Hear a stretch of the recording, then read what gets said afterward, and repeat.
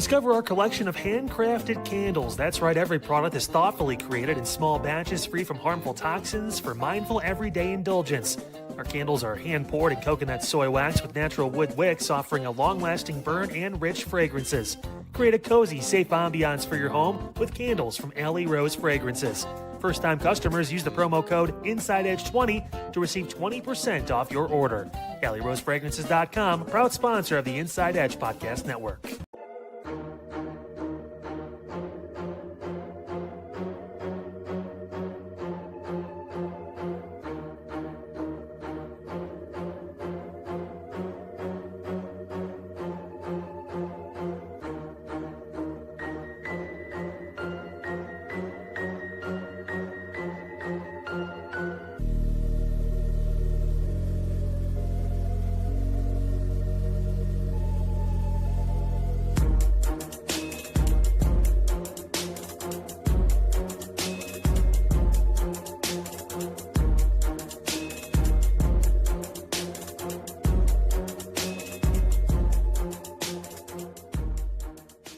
Fanatics isn't just our name, it's who we are. Loyal, passionate fans dedicated to our favorite teams and to the sports we love. That's why we're honored to be able to offer fans the world's largest collection of official sports apparel and sports jerseys from all the leagues, teams, and players you love. We feature a wide selection of gear from every league, including NFL, MLB, NBA, NHL, and NCAA merchandise, which allows us to serve fans of football, baseball, hockey, basketball, lacrosse, soccer, golf, and everything else that gets your heart pumping. Go to Fanatics.com by using the QR code on your screen right now to celebrate your teams.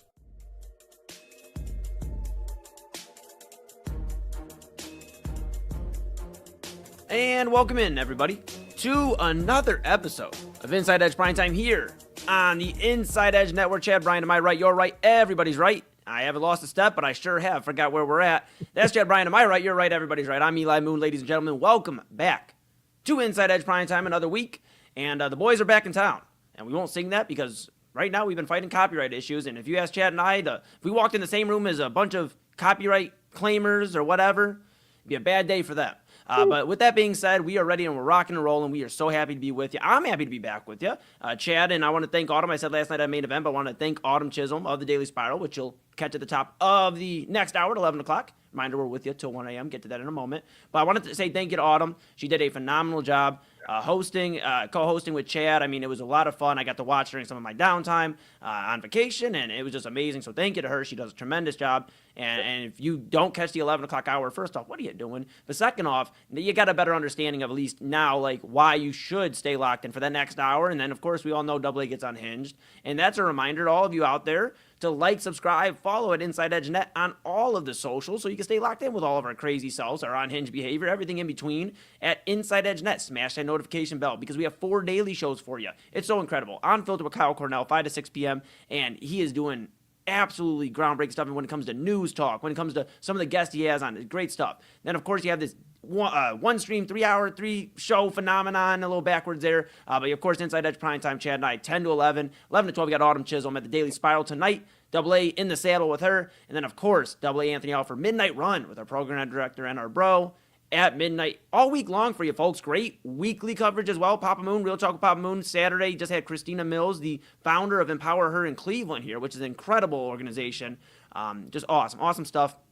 A lot of stuff to stay tapped in with. Of course, Illegal Formation just had another fantastic show today. Chad and TK. Stay locked in and read about TK, Chad, Papa Moon. Read about the coolest moon in the Moon family at InsideEdgeNetwork.com. All your favorite personalities. Go to the partners page. You're going to want to read about our partners because they have so many great deals and we couldn't do it without them. Fanatics.com, AlleyRoseFragrances.com, W Energy, Monster Moments, SportsMemorabilia.com, and Omega Video Marketing. Appreciate them so much and appreciate you. So go to the merch store, grab something nice, something warm, something cold, whether it's a jacket, whether it's a hat, a mug, a shirt, a polo.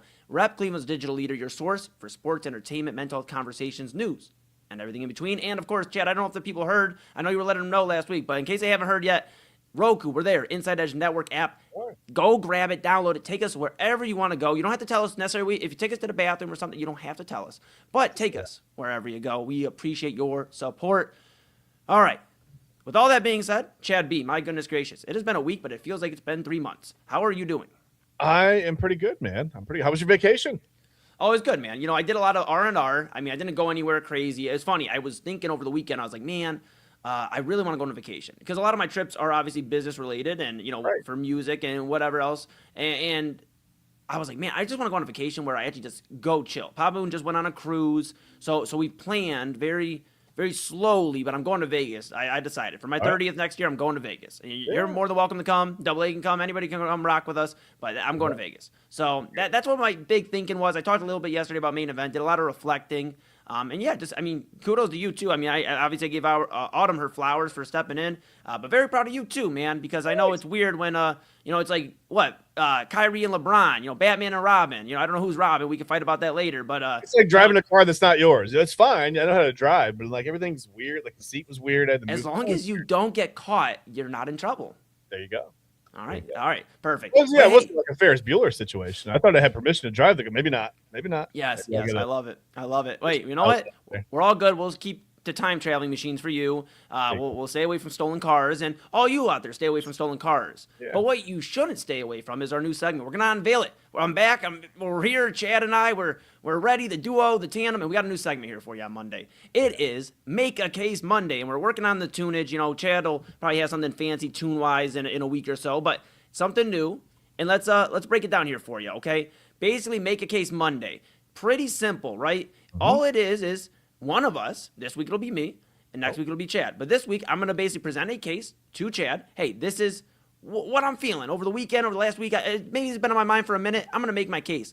And Chad this week, and then it'll be me next week, will either say, you made your case. I'm green thumbing it. Boom. And that's what you'll hear. Or he'll say, dude, chill, go get another Dr. Pepper during the break. You're trash. I don't have a gavel, so I have to use sound effects. Yes. You'd scare me with a gavel. I'm not going to lie. But no, we're rocking and rolling. And we're going to do our first ever Make a Case Monday here on Monday, July 20th. 10 days before my 29th birthday, Chad. Be crazy stuff. All right, let's get into it. Thank you. I'll take it. All right. So I got to watch the World Cup final, a good portion of it over the yesterday, right, over the weekend. Yeah. And got to watch a lot of World Cup stuff. And I know me and you have talked, you and I, and you haven't caught as much as you would have liked to, I understand. And I think I have a case to make. I know I have a case to make as why maybe one Chad Bryan and other casual soccer fans around the world may become more than just casual soccer fans. Okay. The World Cup, it goes every 4 years. It's kind of obviously like the Olympics, except for there's not a summer and a winter World Cup. There is the World Cup. So you only have it once every 4 years. Chad, there's been some incredible teams over the last even 10, 12 years. You look Spain this year with Yamin Lamal, the 19-year-old. You see Argentina, Lionel Messi in 2022 winning his first World Cup. He did it. He almost went back-to-back. It's crazy. France. You have Mbappe, and I mean, he's been on a run with the golden boot and everything like that. Back-to-back golden boot. He's the only, and somebody call me out in the comments if I'm wrong, but I fact-checked it. He is the only player in World Cup history to go back-to-back, to have 2 golden boots. Like, that's crazy. So Impressive. you look at some of these teams, Chad B, and you're like, man, dude, but why don't we hear about these guys as much? Well, it's because, again, every 4 years. And to be honest, I don't feel like soccer gets this awareness that the Summer Olympics do. In the Winter Olympics, we talked, it kind of still probably could use some strength, some lifting up, but it does get a lot of recognition when you think of, even in the past, Shaun White. You think of some of these other notable names, Lindsey Vonn. You think, ice skating. I think of Apollo Antonono. I mean, oh my goodness, think about those guys. And in summer, you have, of course, the basketball team, LeBron James, all of these guys doing their thing. You have the swimmers, Katie Ledecky, Michael Phelps, Ryan Lochte before he went crazy. I mean, you have all of these guys and girls that are doing their thing. But the World Cup doesn't seem to have this awareness when the World Cup ends to push it across sea to sea across this and wherever. Yeah. It is very popular in Europe. I am not doubting that. Obviously, that's why games here in the States are on in European time, because most of the leagues that are prominent are in Europe. Yeah. But here's my case. My case is that the World Cup should be every 2 years. I'm not going to ask them for every year. Okay, I get it. You have other leagues that are, I've been reading a little bit into it, the league championships, the French league, the European league, all these leagues. I get it. You can't, it gets tricky in terms of like scheduling and stuff. But if you're telling me that the World Cup, which has been incredible from all aspects, from the fans and the cultural just coming together, the camaraderie, and the great games. Been a ton of great matches. You know, Argentina's comeback Cinderella run until it just ran out of gas. You know, the onion turned into a pumpkin, whatever. You get the whole point. When all of that happened, I mean, you're just sitting. Save for another. This is my case. That's another case.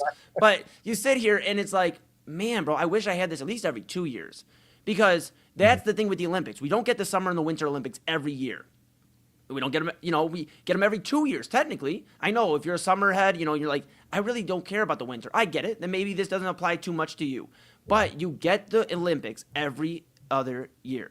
You get it every 2 years. So why should the World Cup be any different? If this is soccer's mecca, the Olympics essentially of soccer, why shouldn't they be every 2 years? And here's the last thing I'll say, Chad B, and you can give me a yay or a nay. But here's where I'm at. We talk all the time about, man, these stars, you know, Messi, Ronaldo, and we spent great length on Primetime and across the network of why aren't these guys known more? And Messi a little bit different because he's in the MLS, obviously at this point in his career too, but you just don't hear about them because they're not over here typically in the States playing. And when it comes to the most important, in my opinion, and this is an American talking, so anybody can check me overseas, but this is the mecca of soccer. So we're robbed, essentially, of generational runs. We don't. Who's to say if this was played in 2024 that Messi didn't have a better team around him? If you guys that didn't have to step away from the team or whatever, it's not. It's a 4-year gap. You're losing guys in that span, to retirement, to injuries, to whatever. So I just think for 3 reasons the World Cup should be every 2 years. 1, more action and more stuff to talk about it with the buddies. Okay. 2, I feel like you'll see more generational runs. You'll see Yamin Lamal, who's 19 right now. Imagine if he got to play his next World Cup at 21, 22, and you get to see 10 of these things for him. And of course, Erling Haaland from Norway and all these guys. And 3, number 3, if you want to make something more important across the entire world, which it is in Europe and other areas, but in these other areas, that, especially the United States, that is struggling to grasp on the soccer, put it in the national limelight as much as you can. Every 2 years, put it there. This is our Olympics. This is why you should tune in. And eventually people will start catching on because you're going to look for something. There's going to be a lull period. I mean, of course, it didn't fall this way, but imagine if there's a lockout in baseball or something like we're talking about now, but the World Cup's up here. That might change the scale. So that's my case, Chad B. The World Cup should be every 2 years. It's better for the people. It's better for the fans. It's better for the players. Okay. Well, the court will hear your argument. And as we confer, there are a couple of counterpoints, a couple of questions that we have. Okay. We're on an odd run for the Women's World Cup. Now, if there is a lockout next summer, we're in luck because the Women's World Cup will take place next summer. Yeah. So that's a weird that's every 4 years also, but you'd think it would be alternating every 2 years, but it's not. So whatever, you get a 2 years back to back, and then a couple years without soccer, and then it's kind of weird. Yeah. So is that enough?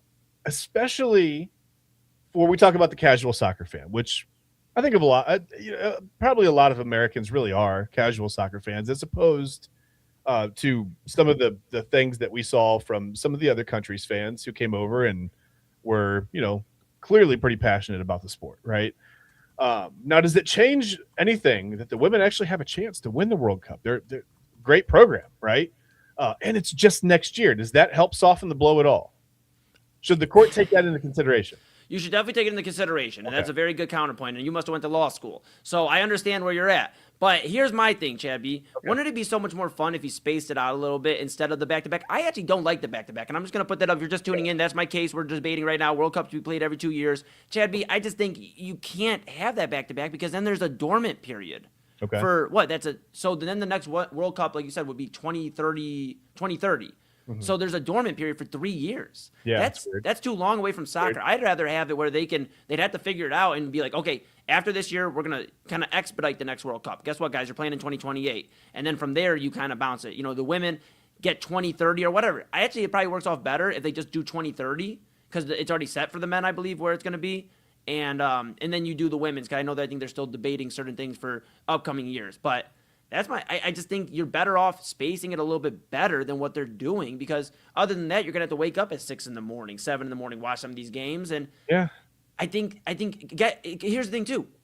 If the World Cup goes every 2 years, hey, we have more chances to win it. We have more chances because we're not waiting every 4 years. We're not going on a again, back to my point, you're not going on a golden generation that only gets played 3, maybe 4 World Cups together. And then it's the end of Balogun and it's the end of Pulisic, even though he's on the hot seat.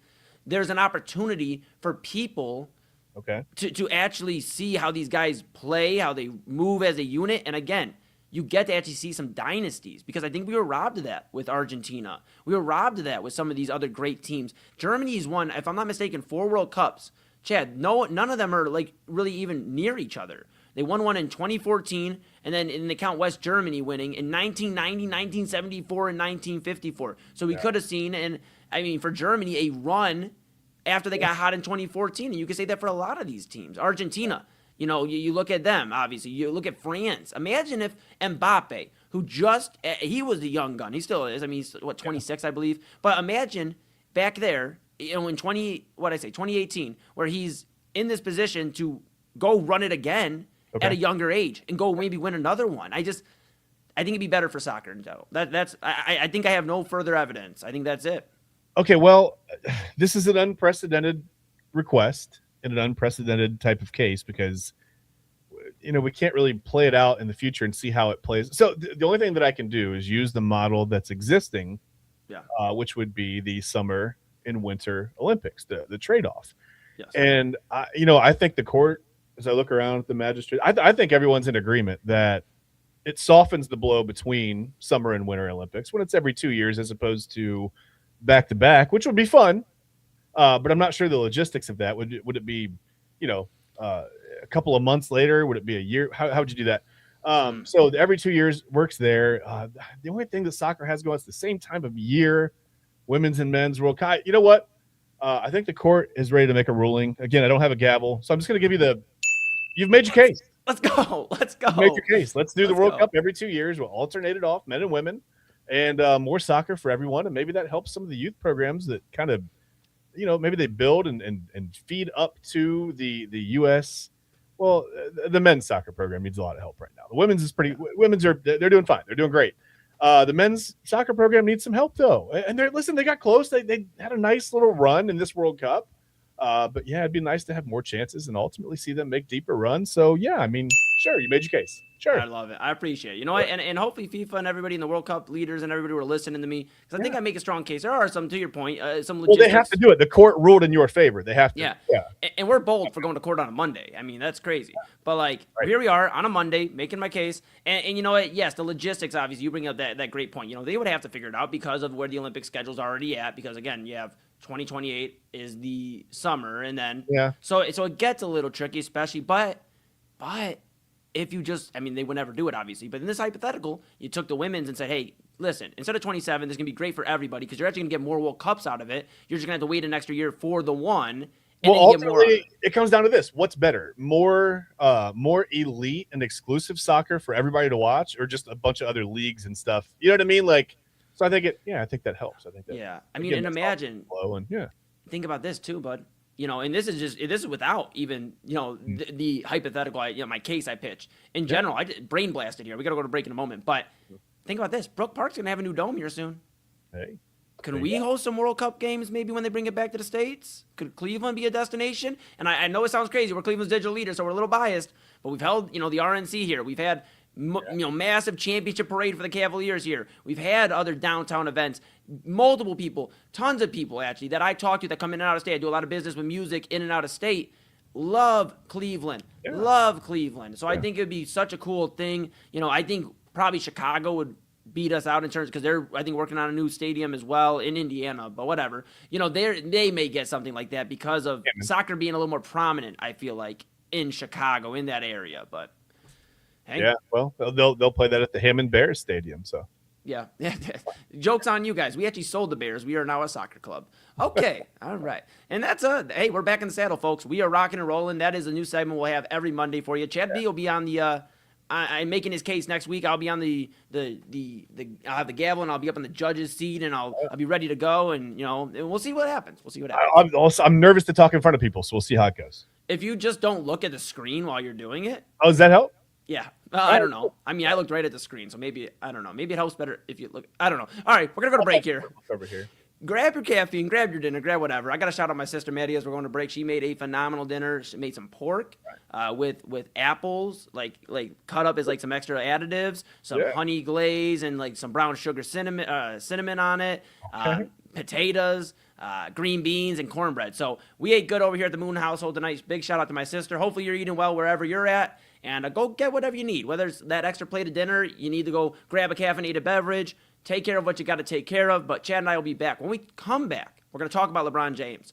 Because why? Why wouldn't we? He is now on day 300 of his LeBron watch, and we are wondering where he goes. But more importantly, we're going to take off our Cleveland hats for a moment. Next segment. And when we come back from the break, and we're going to talk about where the worst case scenario for LeBron James. Once he makes his decision, the ink is signed and everything's crossed and dotted. What could be the worst case scenario for LeBron James' legacy going into 2026? We'll talk about all of that. We'll talk about the Guardians. They're starting to kind of figure some things out here and there. They went yard 7 times today. We'll talk about them later on here in the show. Chad's chomping at the bits. You got to wait a little bit. We got to talk LeBron, but we'll be back, of course, with LeBron talk here on Inside Edge Primetime on the Inside Edge Network. Chad Bryan to my right. You're right. Everybody's right. I'm Eli Moon. We're back after this. Key On Sports is the leader in Ohio high school athletic coverage in written, print, and video streaming. From the latest news and results and written content to the high school football game of the week every Friday, Key On Sports has you covered. The vision of 15-time published author Vince McKee has become the most trusted site in Ohio high school athletic news. From podcasts to player profiles, Key On Sports is your one-stop for all of it. Visit them today at keyonsports.com or on YouTube at Key On Sports. Check out their socials on Twitter and Facebook as well. Clean energy, bold flavors, and no jitters. See why people won't shut up about Dubby. Clean energy, no jitters or crash. Whether you're starting your workday or getting ready to exercise, Dubby Energy helps you lock in and focus. With over 15 flavors to choose from, you can't miss. Order Dubby Energy right now by using the QR code on your screen and use the promo code InsideEdge10 to receive 10% off your order. Dubby Energy, your energy-focused sponsor of the Inside Edge Network, Cleveland's digital leader. Discover our collection of body mists made with clean, minimal ingredients. Handcrafted with natural essential oils and clean ingredients, they offer a natural alternative to synthetic fragrances. Perfect for sensitive skin and those seeking clean, mindful self-care, and the perfect gift for you or your special someone. Courtesy of Alley Rose Fragrances. First-time customers, use that promo code InsideEdge20 to receive 20% off your order. AlleyRoseFragrances.com, a proud sponsor of the Inside Edge Network, Cleveland's digital leader. Whether searching for a baseball autographed by your favorite World Series slugger, a signed football by an iconic Hall of Famer, or the jersey of a world-famous soccer star, you've come to the right place. Here at SportsMemorabilia.com, the web's leading source of authentic sports memorabilia, you'll find more than 500,000 authentic products from nearly every professional sports league, team, and players. Not only will you find your next prized sports possession with ease thanks to superb customer service and tremendous site experience, you'll have the satisfaction and peace of mind that every product listed comes complete with a certificate of authenticity and is fully backed by the SportsMemorabilia.com lifetime authenticity guarantee. Go to SportsMemorabilia.com by using the QR code on your screen right now. SportsMemorabilia.com, a proud sponsor of the Inside Edge Podcast Network, Cleveland's digital leader.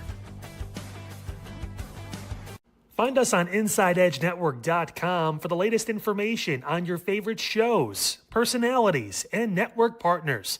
Plus, guess what? We have a merch shop. That's right, we have network polos, t-shirts, champion jackets, hats, and bottles. Rep the network. Every purchase supports independent sports and entertainment media. Use the QR code on your screen right now to check out InsideEdgeNetwork.com. That's InsideEdgeNetwork.com. Hey guys, awesome show on Unfiltered today. Got into a bunch about the state of downtown Cleveland, the air quality issues, and what that can mean for the future, not only of sports, but just us in general and businesses and just doing things outside. We talked about all that. Talked about Shador and what he's going through right now, which is kind of bullshit. Also LeBron, also kind of bullshit. But hey, 3 teams? Do we maybe get that down to 2? Or does he actually finally decide to keep us no longer in suspense and give us a decision by tomorrow's show at 5 o'clock? If he does, we'll have a reaction right here on Unfiltered, all on the Inside Edge Network. That's right, I will see you tomorrow, 5 p.m. right here.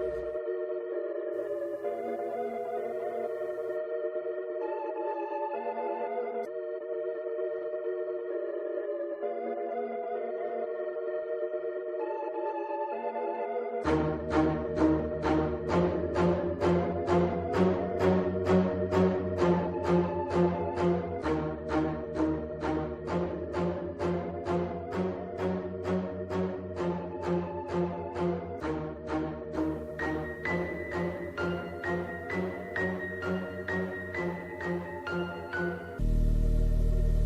LeBron. Hey, LeBron. Can you just let somebody know where you're going, man? All right, welcome back to Inside Edge Primetime here on the Inside Edge Network. Chad Bryan to my right, your right, everybody's right. I am Eli Moon. We are back in the saddle, on the saddle, saddle adjacent. I can hear the music tonight, Chad B. We are in business. The cool thing about my computer right now is it's been playing sometimes through the computer speaker, sometimes it plays through my headphones. So you just never know what kind of experience you're going to get. It's amazing. It's amazing. Yeah. Variety is the spice of life. Yeah, no, absolutely, man. You know what the spice of life is? You can get so many different programming here at the Inside Edge Network. We have 4 daily shows, us being one of them. Inside Edge Primetime, the Daily Spiral, Midnight Run. Chad is losing his mind and his chair. We'll see what happens first. And then, of course, you have Unfiltered with Kyle Cornell, 5 to 6. You have Real Talk Pop Moon on Saturdays, Illegal Formation with Chad and TK. Just happened at 7 o'clock. Once you're done with the stream at 1 a.m., if you're a night owl for sure, like Eli Moon, we were up till, let's see, I think yesterday was 4:30. If you're a night owl like me and Chad B and all the guys and girls here at the Inside Edge Network, then go watch Legal Formation after. And you can do that by going and tapping it at Inside Edge Net. Go in there across all the social, smashing that notification bell, knowing when we're going live. Go to InsideEdgeNetwork.com, read about your favorite personalities, check out the merch store. Go get something nice, Rep Cleveland's digital leader, and check out our partners. They do a great job, and we have a lot of great deals there that you can take advantage of. And download the Inside Edge Network app on Roku. Take us wherever you'd like to go on Roku. Right. All right, Chad B. We're back in the saddle. I thought I was like, is the intro still running? All right, it's not. LeBron James. Okay, let's get to it here. Yeah, he kid from Akron, king of Cleveland. Yeah. I'm trying to think. The martyr of Miami. Okay. The liaison maybe. I was just be careful on. Yeah, I don't know where you're gonna. Yeah, careful. Like the Los Angeles Lakers, LeBron. Okay, all right. So, yeah. I couldn't think of any L words besides one that probably isn't good. It means he didn't win. All right. So LeBron James, he's a troubling guy, right? Because obviously we want him back here in Cleveland, and so does 4 or 5 other teams, if not all of them, but 4 or 5 that stand a chance. Mm-hmm. Cleveland, Miami, not Milwaukee. Cleveland, Miami, Philadelphia. Are we adding into the mix now? Golden State and Minnesota is like the dark horse. Like that's like the sleeper. And we've been spending obviously a lot of time. Like, to put it into how much time we spent, we started talking about this when nobody went on vacation. Double A took, obviously, some time. He was taking care of some things. Then I took my vacation. And here Chad and I are on a Monday talking about LeBron James, still waiting to make his decision. Rich Paul from Brian Windhurst and other reporters, Shams Charania mentioning from ESPN that, hey, Rich Paul and LeBron said they don't know when they're making a decision. Just whatever, which is crazy. It's like, if you don't know, then who knows? Who knows? So we're at a point now where it's, Chad, I love the idea of LeBron being here. I've been very strong-minded in terms of, okay, I don't think he wins a championship just by himself. There's got to be some other play, Draymond or something else out there. Yeah. But I don't know if he wins it by himself. That's not the question tonight. We could do that another time. The question I have for you tonight is, what is the worst-case scenario? When the ink's dried and the I's are dotted and the T's are crossed and he's holding up the jersey next to whoever the front office exec and the coach and the GM, everybody, and he's smiling and all that's going on. What could be the worst case scenario for LeBron James if we aren't Cleveland fans? That's the kicker. If we take off our Cleveland hats, looking at it from an NBA slate, just overall, what could be the most damning to his legacy that is already pretty strong? Where is it, Chad? What location? Don't hit me with Utah. I'm ready for you. Don't hit me with Utah. Okay. Out of those teams that are the front runners, though, what could be the worst case? What will be the worst case scenario if it becomes true? I was gonna say Utah. I'll go with Plan B. He holds up a contract and announces that he is a contestant on Love Island USA season 9. He'll be in the villa with the boys hanging out. No, that'd be bad. But I don't know. I mean, it's so hard to. It depends on how you look at this, right? Like if you look at this from the perspective of, is LeBron is he ring chasing? Is he retiring? Is he fun chasing? Okay, I guess if he doesn't want to be called a ring chaser and he's worried about damaging his legacy that way, I think the worst case scenario would, I mean, it seems like Philly's pretty loaded. I mean, if Embiid can stay healthy, they have a really good shot. You add LeBron to that roster, into that whatever, to that mix, whatever. Then I think they get better. Like you've said, if he comes here, he doesn't move the needle enough that I go, okay, now the Cavs, they're definitely going to get out of the Eastern Conference, right? They're going to the finals again. This is not 2015 through 2018. This is LeBron's going to be 42 years old. And the worst case, it's just such a loaded question because people are going to be really mad at him around here. A lot of people don't want him back, which is crazy to me. He certainly doesn't hurt anything, right? He's still a top 20 player in the league, even at 42 years old, which is what he'll be during the season. But I don't know. I mean, I guess for his legacy, the worst place he could go would be Philly. I mean, people are going to say, "Oh, he's ring chasing." This is a last gasp effort to try to get to a fifth chance, whatever, right? That's what people are going to say. So I guess maybe it's Philly. If he's trying to move the needle as far as entertainment value, I think honestly going to Golden State is not very entertaining anymore. They're not. This isn't like LeBron joining the Warriors, and honestly, this would be bad for his ring chasing legacy. He's got a bunch of bad decisions in front of him, really. It just depends on what he wants to do. If he wants to have fun and just play with his boys, then he'll go to Golden State. If he wants to try to win a ring, he'll go to Philly. If he's not worried about what anybody thinks about it, he probably isn't at this point. It's been talked about in the media since he was 15 years old. Yeah. Sometimes by that token, I'm like, will this end? Like, do you really need this extra couple of days of media coverage? I don't even know if that's what it is. Maybe he's truly undecided, Eli.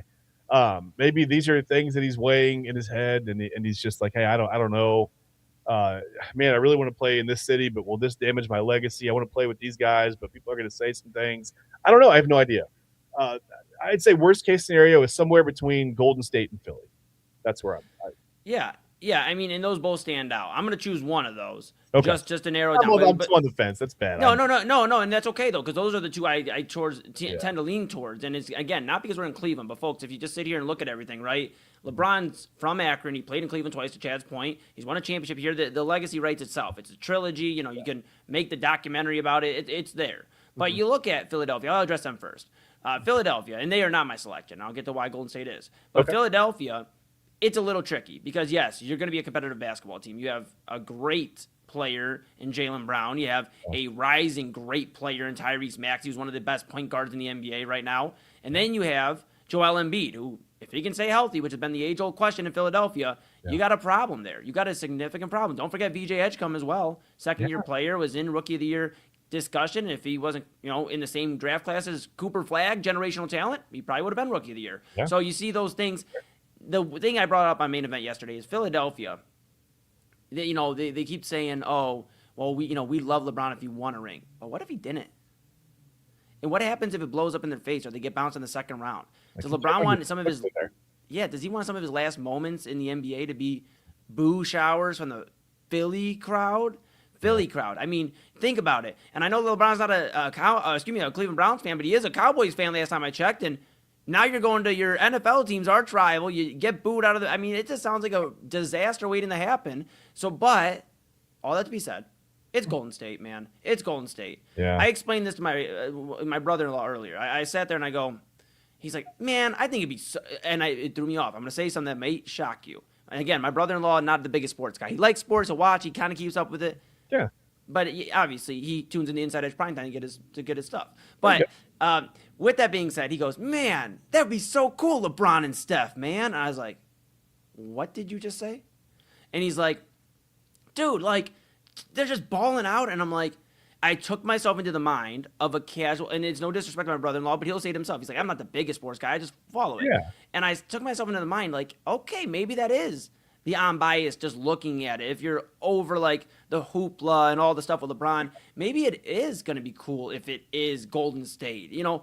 But here's what I'm going to say. And this isn't even as a Cleveland fan. This is just looking at the history of basketball, looking at the history of sports, looking at the history of having some damn pride for yourself. And LeBron James has always been very prideful. That's not a bad thing. I actually give him a ton of credit for that. But if you're prideful, then you shouldn't fall on, shouldn't lay down your sword and stop fighting that battle in your second last season. And that's what he would be doing. I explained it to my brother-in-law like this, Chad B. I said, imagine if you're in a fight.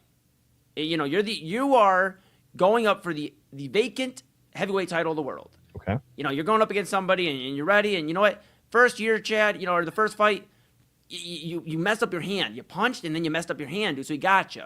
It was a little bit of a battle, but he got you. All right. He is beating on you the second time. And you know what? You catch him in a Kimura. You put him in a submission. It's over. You did it. You shocked the world. There you go. And then you come back out there the next 2 times and he KOs you in the first 30 seconds. First off, I'd be in that ring immediately. I would whoop somebody's ass for you. But just know, that's what I explained to my brother-in-law. Is like, imagine you're in the ring with somebody that just stole 3 heavyweight title opportunities, essentially, from you. And then, here's the kicker. That same dude, so you, unfortunately, in this situation, Chad, you go, just to make it real for the audience, you go and train at that guy's gym. Yeah. And you're okay being second. I just want to be a contender. I want to be around. And if we get one, dude, we get to all take the team picture because I'm in the same MMA gym. That's what LeBron James is doing if he goes to Golden State. It's going to be a lot tougher to put up, and we'll still do it. It's going to be a lot tougher to put up a LeBron James statue in Cleveland when he literally goes, if he does this and goes and plays in Golden State, because you're going to have, and it's tough to take the Cleveland stuff out of it, but you're going to have a tough time because he could have been more rings than Jordan, more rings than all these greats if he took care of business a few more times. And the Kevin Durant stuff gets tricky. I get it. The semantics. I understand. But real talk with Eli Moon for a moment. Sorry, Papa Moon. Real talk with me for a moment here is this would be terrible business for LeBron James. A smart, savvy businessman, this would be terrible because you have one city in Cleveland with a bad taste in your mouth. Now you have Miami, now we really don't like you. You were really just kind of, like I said, the martyr. You were the guy bringing in the championship. You were the hired gun. And then you have Golden State, who's not going to really care once it's done. They're just going to be like, dude, LeBron played her. That was kind of cool. Steph Curry runs that town, man. Yeah. And it would be really odd for LeBron James. I'll hand it back to you because I know you got a few more to say, and then we'll go to break after you. Yeah. I just have this last thing here. It's very odd because LeBron has already dealt with it 2 times in his career, if you think about it. Mm-hmm. He was never the man in Miami. Sure, he was the best player. He was never the man in Miami. Right. Dwayne Wade was. Yeah. He was never the man in Los Angeles in terms of the history of that franchise. Sure, on that team. But there's people that are still argue Anthony Davis is the big reason, the catalyst why they won that championship. Yeah. He's living in Kobe and Magic and Kareem, all their shadows. Aren't you tired of doing that shit? Excuse my language. I don't really swear too much on Primetime. Aren't you tired of that if you're LeBron James? Aren't you tired of going to other franchises and having to live in that? You are the shadow, the present, the future of Cleveland, depending what you do in the future. It doesn't make a whole lot of sense to me, pal. Doesn't make a whole lot of sense to me. But, one thing about LeBron, if you look at the fandom, right? And I mean, I don't mean LeBron fans. I mean LeBron's actual fandom, okay? He grew up a Yankees fan. Right. He grew up a Cowboys fan. These teams are notorious for having joiners, right? Yep. The bandwagon riders. Hey, it's the Yankees. They're good. Let's jump on. It's the Cowboys. They're good. Let's jump on. And that's why I think that maybe that's part of his mindset now that he's going through this free agency. It's like maybe that's a little bit of, hey, where can I jump on, right? As opposed to where can I go? Where sometimes the hardest path I think is the most rewarding, right? When you he won a title in Cleveland, you can't take that away from him. He's done that, but I was going to say possibly the hardest place to win a title would have been Cleveland. Just because of the weight of the lack of championships in this city, right? The weight that puts on you as a professional athlete, and he got over that. He accomplished that. But I think I can put your example into movie terms. Okay. This would have been Rocky IV. Yeah. Okay, love that movie. Love it. Great. This would have been Ivan Drago, right? Taking care of what he did. He punches Apollo Creed and breaks his neck. And, Apollo Creed passes away, right? Unalived him. Yeah. That happened, right? And then Rocky going, this lit a fire under me, and I want to fight again. But man, that team's really got it kind of going on over there. I think I'm going to go fight for the Drago family. I'm for it. This is It was a 4-year battle here, right? Like it was 4 straight trips to the final, but it was 4 battles with the Warriors. I don't know if he can go join there. And again, with Philly, like you said, there's just no connection. I have no problem. If he went to Miami, if he signed with Miami today, I guess part of me would be like, that stinks. The Cavs kind of got left out in the dark, but I have no problem. If he's got something that he needs to close with Pat Riley or something, I understand that. That makes a lot more sense than going to Golden State or Philadelphia at this point to me. Yeah. It's going to be interesting, pal. And I know we'll probably be covering it all week because who knows when LeBron's going to make his decision. Again, if we do get some breaking news coverage, we'll be right here with you at Inside Edge and on all the socials. So make sure you stay locked in with us. It'll be a plethora. Whoever is ready on call by their laptop, ready to jump on, or on their phone, ready to jump on. It'll be sometime by October. We know that. Yeah. If you ask Rob Rizicki, he said it's going to be the next time the World Cup is played. The men's World Cup. So we'll keep an eye on that. With all that being said, we're going to take a quick pause. Oh, my goodness. Right. I was going to go to break here, and I just had this brain blast. We might be seeing the Washington Wizard era of LeBron James. Not that he's actually going to be a wizard, but is this just this is the, Is this the Wizard? Is this just going to be a dud? We'll have to revisit it maybe tomorrow or something. When Jordan couldn't get up off the ground anymore. And I mean, is this? He was still a player, but yeah. Is this going to be the most exciting part of LeBron James' potential final season? Just seeing where he goes? I hope not. We don't have enough time to even break it down tonight, Chad B. I mean, my goodness. We'll see. We'll see. LeBron James still out there. Maybe that's the worst case scenario. All this hoopla, and then suddenly he just doesn't have it anymore. Yeah. I mean, you play a dangerous game, but when you're the king and one of the greats of all time, you can't take that away from him. I guess you can do what you're doing, right? So absolutely, we're going to keep doing what we're doing, and that's going to be, for now, take a quick pause, let you go get refreshed, do what you got to do. It's going to be a quick pause here for the cause, and when Chad and I come back, we are going to talk those Gardos. They're in a duke-it-out session right now with the White Sox, not playing each other, but they are watching how each team moves, and Chad and I were on the phone extensively actually yesterday, chopping it up, getting ready for the show, talking about that AL West. The AL West is a little dangerous right now in terms of a few teams could sneak in there. So we'll talk about the Guardians. We'll talk about this young core. We've done it a few times. We'll talk about the rookies of the Guardians, the young bright stars of tomorrow. We'll see. And we'll talk about maybe who can make a case for some awards, whether it is obviously in a World Series, maybe some other things, and of course some individual awards as well. We'll talk about the Gardos when we come back. That's Chad Bryan. Am I right? You're right. Everybody's right. I'm Eli Moon here on Inside Edge Primetime on the Inside Edge Network. We're back after this. Fanatics isn't just our name, it's who we are. Loyal, passionate fans dedicated to our favorite teams and to the sports we love. That's why we're honored to be able to offer fans the world's largest collection of official sports apparel and sports jerseys from all leagues, teams, and players you love. We feature a wide selection of gear from every league, including the NFL, MLB, NBA, NHL, and NCAA merchandise, which allows us to serve fans of football, baseball, hockey, basketball, lacrosse, soccer, golf, and, well, everything else that gets your heart pumping. Go to Fanatics.com by using the QR code on your screen right now to celebrate your teams. That's Fanatics.com, a proud sponsor of the Inside Edge Network, Cleveland's digital leader.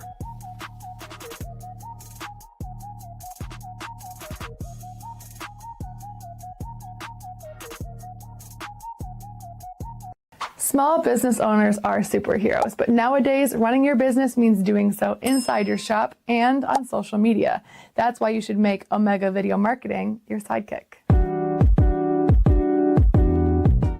With a decade of content creation experience, I create dynamic, informative, and fun videos for your specific social needs that will increase brand awareness, get you more followers, and keep your social pages and websites current and fresh. I offer flexible pricing and turn times and will work with you to understand your brand and your story. All of that comes from the heart. My award-winning expertise is just the cherry on top. So let's get connected. After all, your brand is the alpha and my expertise is the omega. Discover our collection of handcrafted candles. That's right, every product is thoughtfully created in small batches free from harmful toxins for mindful everyday indulgence. Our candles are hand-poured in coconut soy wax with natural wood wicks, offering a long-lasting burn and rich fragrances. Create a cozy, safe ambiance for your home with candles from Alley Rose Fragrances. First-time customers use the promo code InsideEdge20 to receive 20% off your order. AlleyRoseFragrances.com, proud sponsor of the Inside Edge Podcast Network. Osser Moments Photography is a husband and wife wedding photography team based in Cleveland, Owned and operated by Inside Edge Network's very own Ryan Mosser and his wife, Hallie. For the past 10 years, they've captured more than 100 weddings across Northeast Ohio and beyond, always working together as a true two-person team. Their style centers on authentic, emotional storytelling, documenting the real moments between two people in love and creating images that feel natural, comfortable, and true to the couple. Rooted in Northern Ohio but inspired by their travels, Ryan and Hallie bring a warm, personal approach to every wedding day. Their work blends experience, consistency, and a genuine passion for helping couples relive their best day through timeless photography. Learn more at MosserMomentsPhotography.com by using the QR code on your screen right now. MosserMomentsPhotography.com, a proud sponsor of the Inside Edge Network, Cleveland's digital leader. Hope you guys have a great weekend. Coming up Monday on Midnight Run, hopefully LeBron makes a decision, because if he doesn't, I'm going to propose ways he can go to a crappy team. I'm talking Utah. I'm talking the Pelicans. I'm talking Memphis or some of these other garbage teams, because if he's not ready to sign, we go send his ass to Utah. We're going to talk about that. Also, by Monday, will it be safe to eat lettuce? Will our air quality improve? So much to get into here on Midnight Run coming up. But you guys enjoy. Have a great weekend. And we're back better than ever as we are getting closer to football. Oh, it's almost there, folks. It's right around the corner. Hope you join us Monday at midnight right here on the Inside Edge Network and on our Roku app, Inside Edge Network.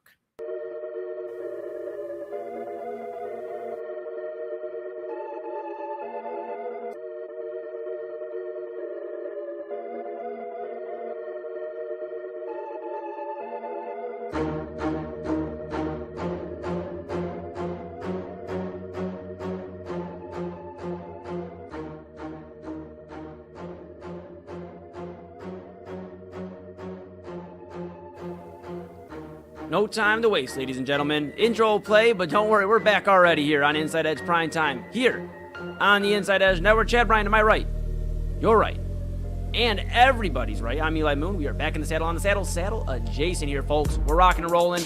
Got another 10 or so minutes. We'll see where we're at and how we get through this next segment. I don't think it'll be too much of a banter in terms of arguing, because we're going to be talking about our Gardos. And you know what? I know Chad obviously has his love for the Braves, but I know he loves those Gardos too. We'll talk about those. And I got some questions for you. And it's not about, okay, how do we beat the White Sox? How do we do this? We have some time. We have a whole second half here. We'll break that down, Chad B.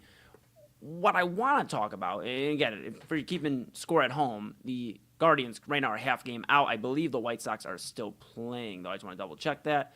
They are in the bottom of the eighth. They're up 5-3, so that might change back to a game. We'll keep an eye on that. Maybe it goes final here by the end. Well, it will by the end of the evening. We'll see where we're at by the end of prime time. All right. With all that being said, want to get into the Gardos.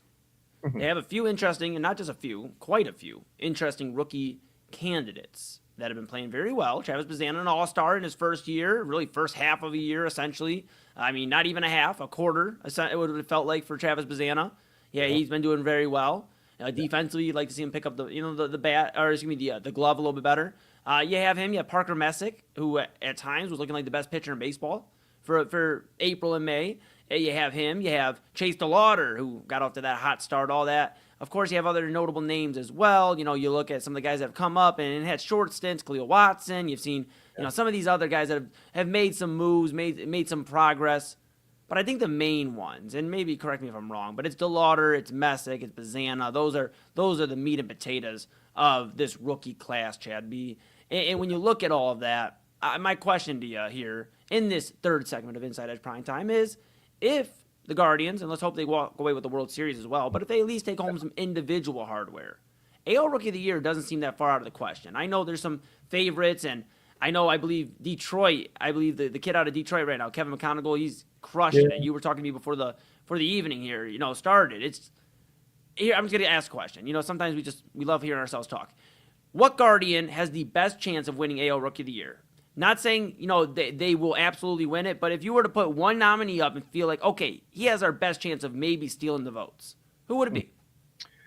That's a tough one because McGonigal and I think Murakami are so far out ahead right now as far as odds go and numbers. Although McGonigal, I mean, he's hitting 282 with 9 home runs, but he just he's such a good contact hitter. He barrels it up well. He's a good player, but I don't know. It's hard for me. I don't think Bazana has quite enough time in over DeLauder. Offensively, defensively, I don't think he's going to get the unless Bazana goes on an absolute tear. Like he would have to do something really really noteworthy. Have a 15 or 20 game stretch where he hits 10, 11, 12 home runs or something to bring the Guardians back and maybe put some distance between them and the White Sox. And he would have to be, like that would have to be solely on him. He would have to be like the sole proprietor of that comeback. Parker Messick might have the best shot because he's a pitcher, right? You start every 5 days. If he runs off 5, 6, 7 straight wins, he's going to start getting a lot of attention. He's already pitched very, very well. Listen, the Guardians are you have to be comfortable with the future. The only thing that makes you a little bit uncomfortable is the lockout that's looming. That's unfortunate. Then it's unfortunate timing, but I guess there's no good timing, right? There's no, well, this was the year we'd rather have the lockout, whatever. You don't really ever want that. Right.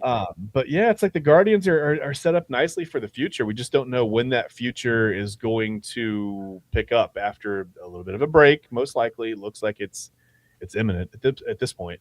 But I don't know. For me, it's between Chase DeLauder and Parker Messick. DeLauder because of just the number of games played over Bazana. Again, all three of them I think would have to do something pretty noteworthy to get themselves back up into the top 2 of this race. Right now, it's McGonigal and Murakami, but I'm going to go Messick. I'll just go Parker Messick. I think he has the best. I love it. There's a few reasons I'm going to say Travis Bazana. One, it's Travis, and I don't disagree that Messick could be that guy, but I think it's Bazana. You brought up the batting average. Sure, he's going to have to go on a little bit of a run. Good news is he's been on a little bit of a run recently, and he's been hitting the cover off the ball. You brought up the 9 home runs for, I believe, McGonigal, right? Correct? Right now, Travis Bazana had 8 right now. So, he's not that far off. He's got, I believe, 31 ribbies we're looking at now on the year. 31 ribbies for Travis Bazana. He's been very patient to play. That's something you've highlighted. 34 walks, and I know that's not going to draw the sexy appeal for the voters, but it's something to consider. You look at all this, man. 239. If he can just if he can get up to like 14, 15 homers or something like that, considering he didn't even start the year here in Cleveland, if he can get up to 15 homers, 16 homers, get that batting average like 270, I think he has a real chance, man. And here's the reason why, too, to add to my point, is remember when Francisco Lindor had a great run for Rookie of the Year? I thought he was going to win it. I actually was sitting in a different studio with Robert Zicki and AA Anthony Alford doing main event in a different station and talking about, man, we're going to get Francisco Lindor. We are going to get him as the Rookie of the Year. This is amazing. Great news. And then the Astros won the division. That was the start of the Astros starting to run away with everything. And the Astros played at the time a more competitive, I still say at this time, a more competitive division. But they played in a division that was just a little bit more sexier to MLB. Carlos Correa's numbers weren't as strong, in my opinion, as Francisco Lindor's, but they were a more appealing story, which does play into whether we want to avoid it or not. The fact that they were a team that was looking like, and they did eventually go on a little bit of a tear after that, that kind of plays into it as well. McGonigal for Detroit, they're probably going to be out of it by end of August, I would say. I mean, depending if they go on another heater, they could be out of it. Murakami, that's the tricky one because, hey, hello, we're right now in a battle with the White Sox. But he did miss a good amount of time. He missed a month. He was out from May 29th. It was his last game played till July 10th, Murakami. And the thing with him is he's played, so if I'm looking here, I just want to double check my stats here. He's played 63 games for the White Sox this year, and Bazana, I'm just double checking here, has played 68. So they're essentially, if you look at that even amount essentially. So they're going to have a clean playing field. What it's going to come down to, I believe, is, again, what you said, the average, which right now Bazana's kind of kicking his ass because he's only batting 231. But Murakami, where he's got him beat, is the 42 ribbies and the 20 dingers. So I guess it comes down to baseball. What are you going to look at? Is it going to be overall the impact? Because the White Sox were doing fine without Murakami. We haven't seen the Guardians without really Travis Bazana. But we know what he's done to this offense. And if they come and win this division, and he has 15 dingers, let's say Murakami slows down, only hits 25, 26 dingers. Let's say he absolutely goes ice cold. He falls short of 30. If you have 15, 16, 17 home runs out of Bazana and he's batting 270, 280, which is 40, 50 points higher, Yeah. than Murakami, I think there's a chance here Bazana gets it, man. And, they love giving it to the batters because, well, if you don't win Rookie of the Year, you can just go win Cy Young. If you're good enough, you'll win it your second year. There you go. It's funny that we look at it that way. It's like saying Dan Marino, he'll get back to the Super Bowl. Yeah, I agree with that. I mean, if he raises his average to that point, you would assume at that point his OPS would be up higher. I think that's the difference right now. You look at Murakami's got the 901 OPS. People love OPS right now, right?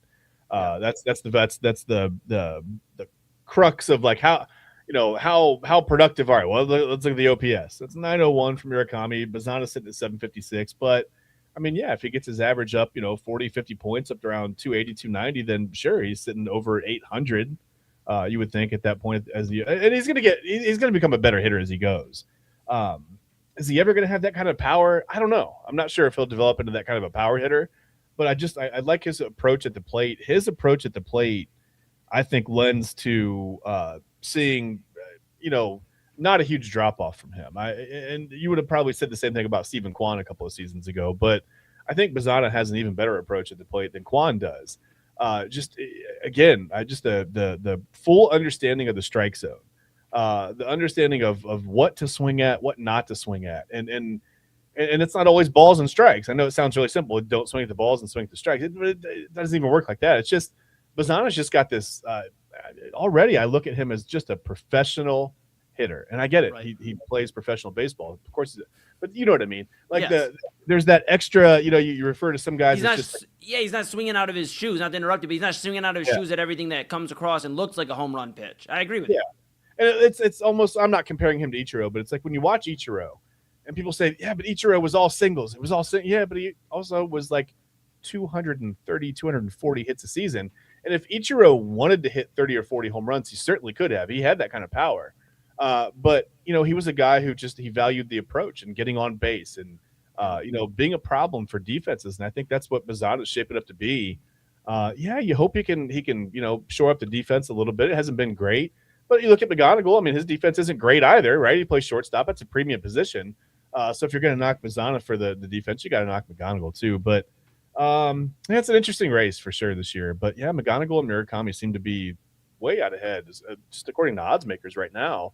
Yeah. But again, that's what you get sometimes in a small market. I know Detroit's in the same, the White Sox are right here in the same division, but Chicago, Detroit seem to be much more visible than Cleveland when it comes to individual awards.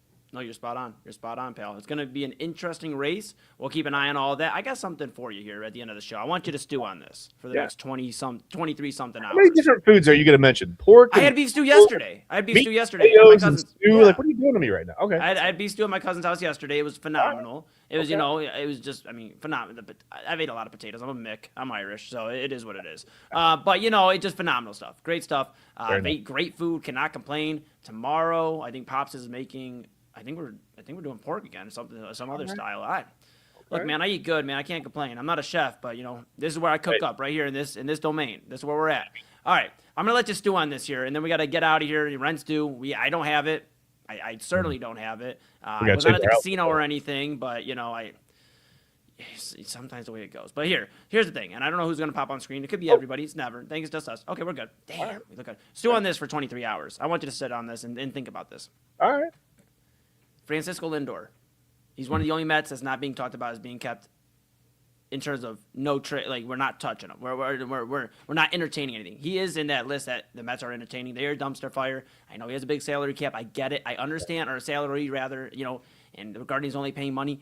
There's a few ways you can make that work if you're the Guardians. It's going to take some agreements on the Mets paying money. They've done it before. Ask Bobby Bonilla. They don't care. Take a look at, they don't give a I've already swore. That's my one swear jar. We don't. So, yeah, exactly. So here's what I'm saying. I want you to think about this.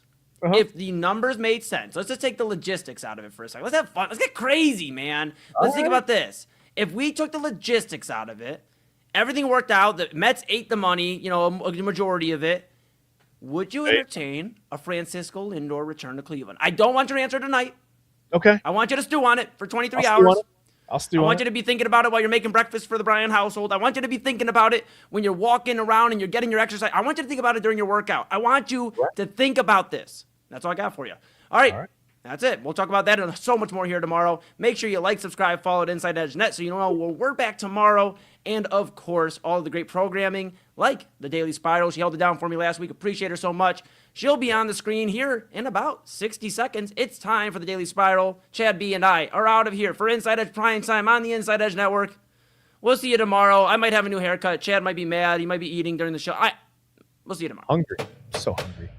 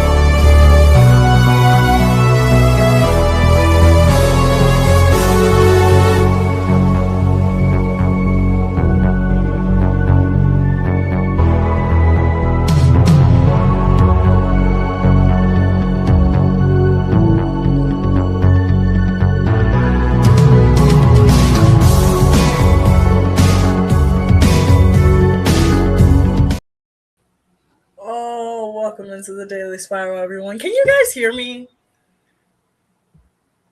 I'm messing with you. I can hear you. Oh my God! See?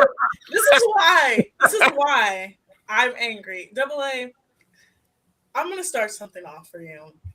We're going to talk about it later on, but I want to tell you something that I've been sitting on. I've been sitting on a hot piece of information. Oh boy. Yesterday, I was scrolling on a certain dating app.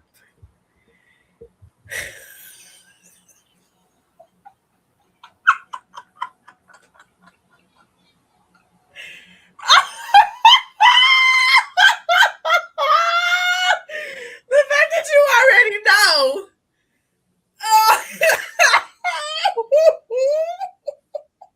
See you at midnight.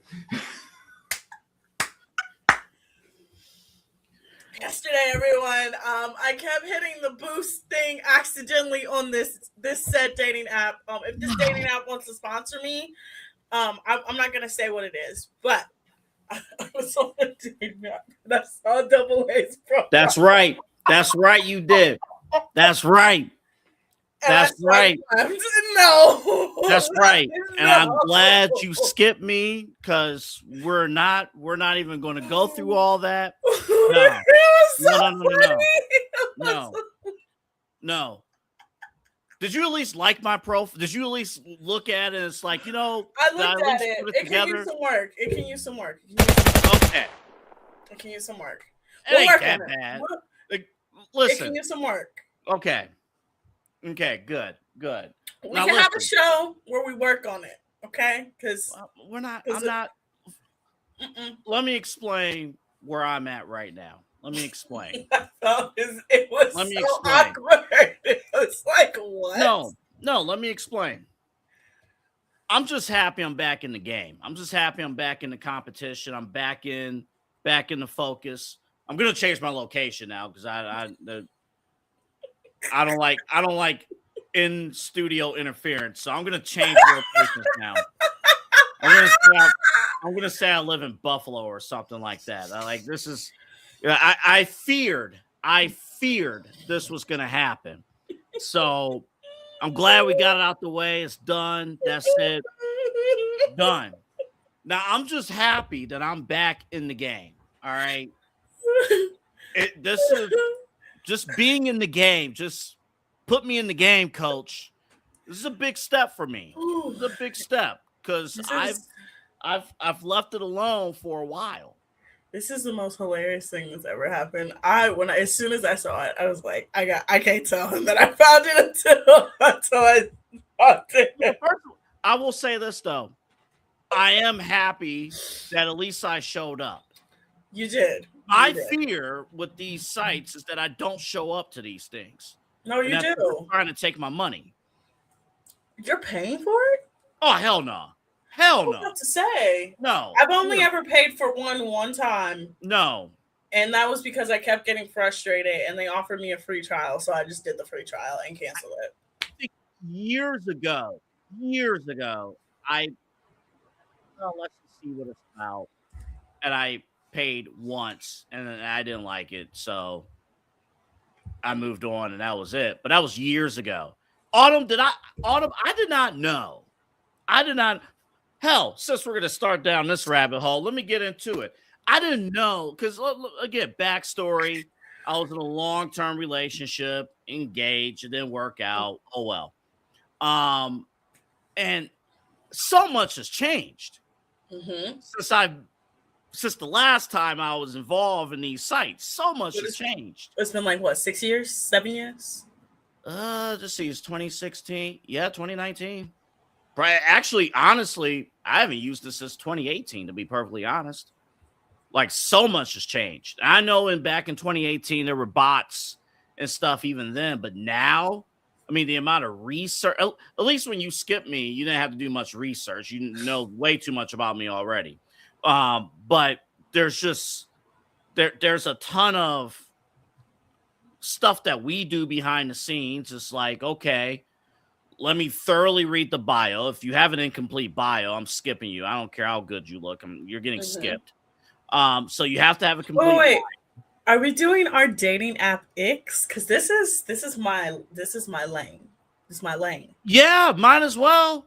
Okay. We're going down to it. We might as well do it right now. Let's okay. So yours is incomplete bio. Mine 100%. I'm gonna use my phone as an example. If you have a photo and I can tell it's taken from this angle,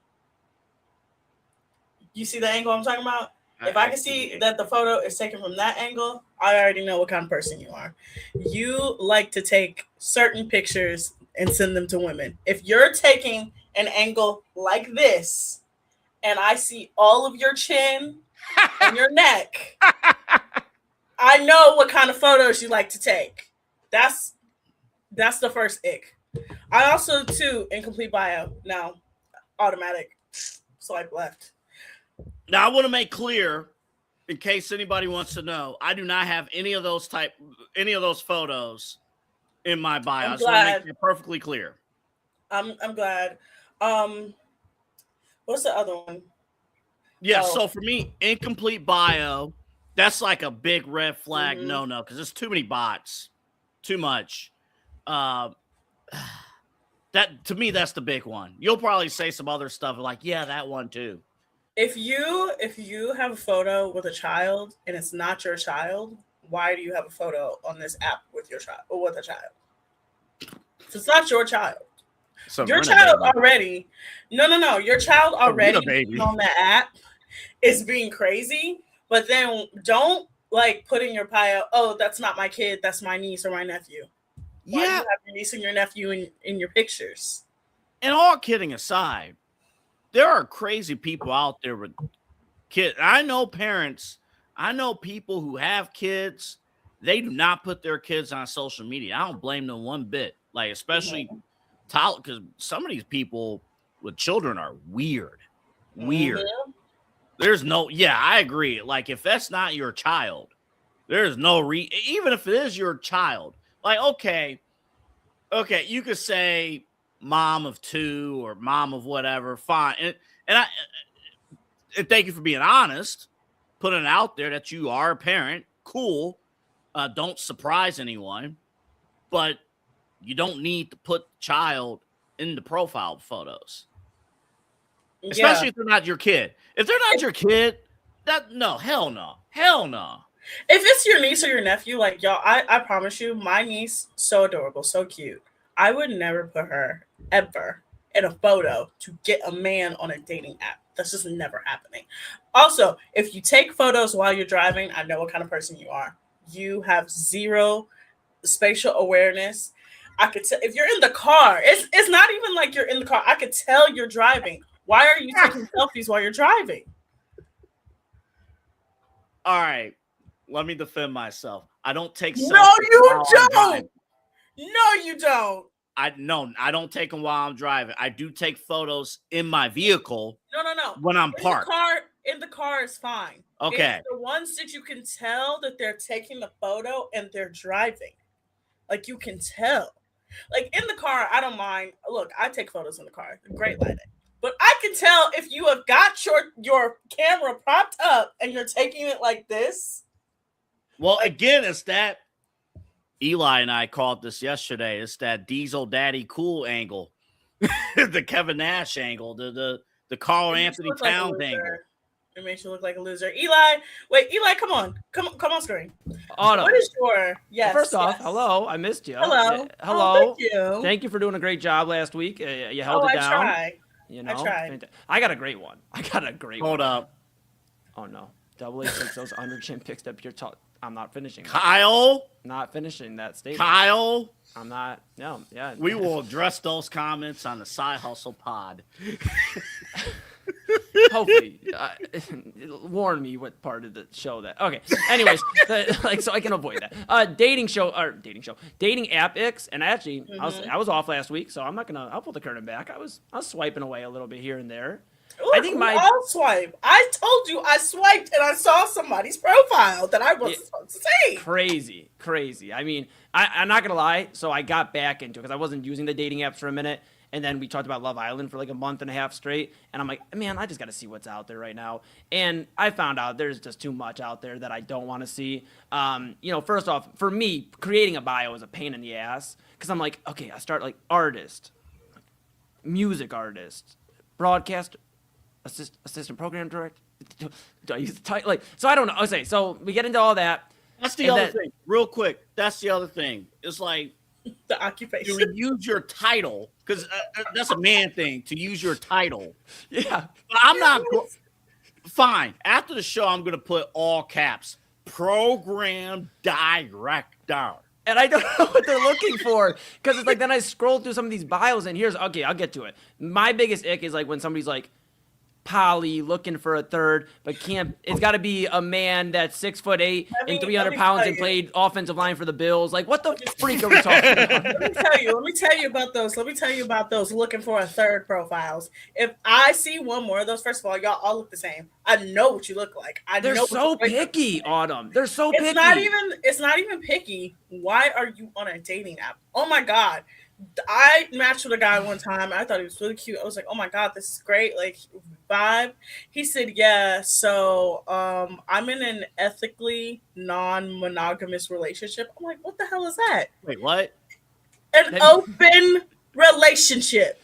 Yeah, that means that dude gets down, double A. That's what that means. That means his wife or girlfriend allows him to have ethically non-monogamous relationships. And he was like, yeah, so I see you're looking for something serious. I just want to let you know. I'm like, what in the world? I'm like, how did I end up here?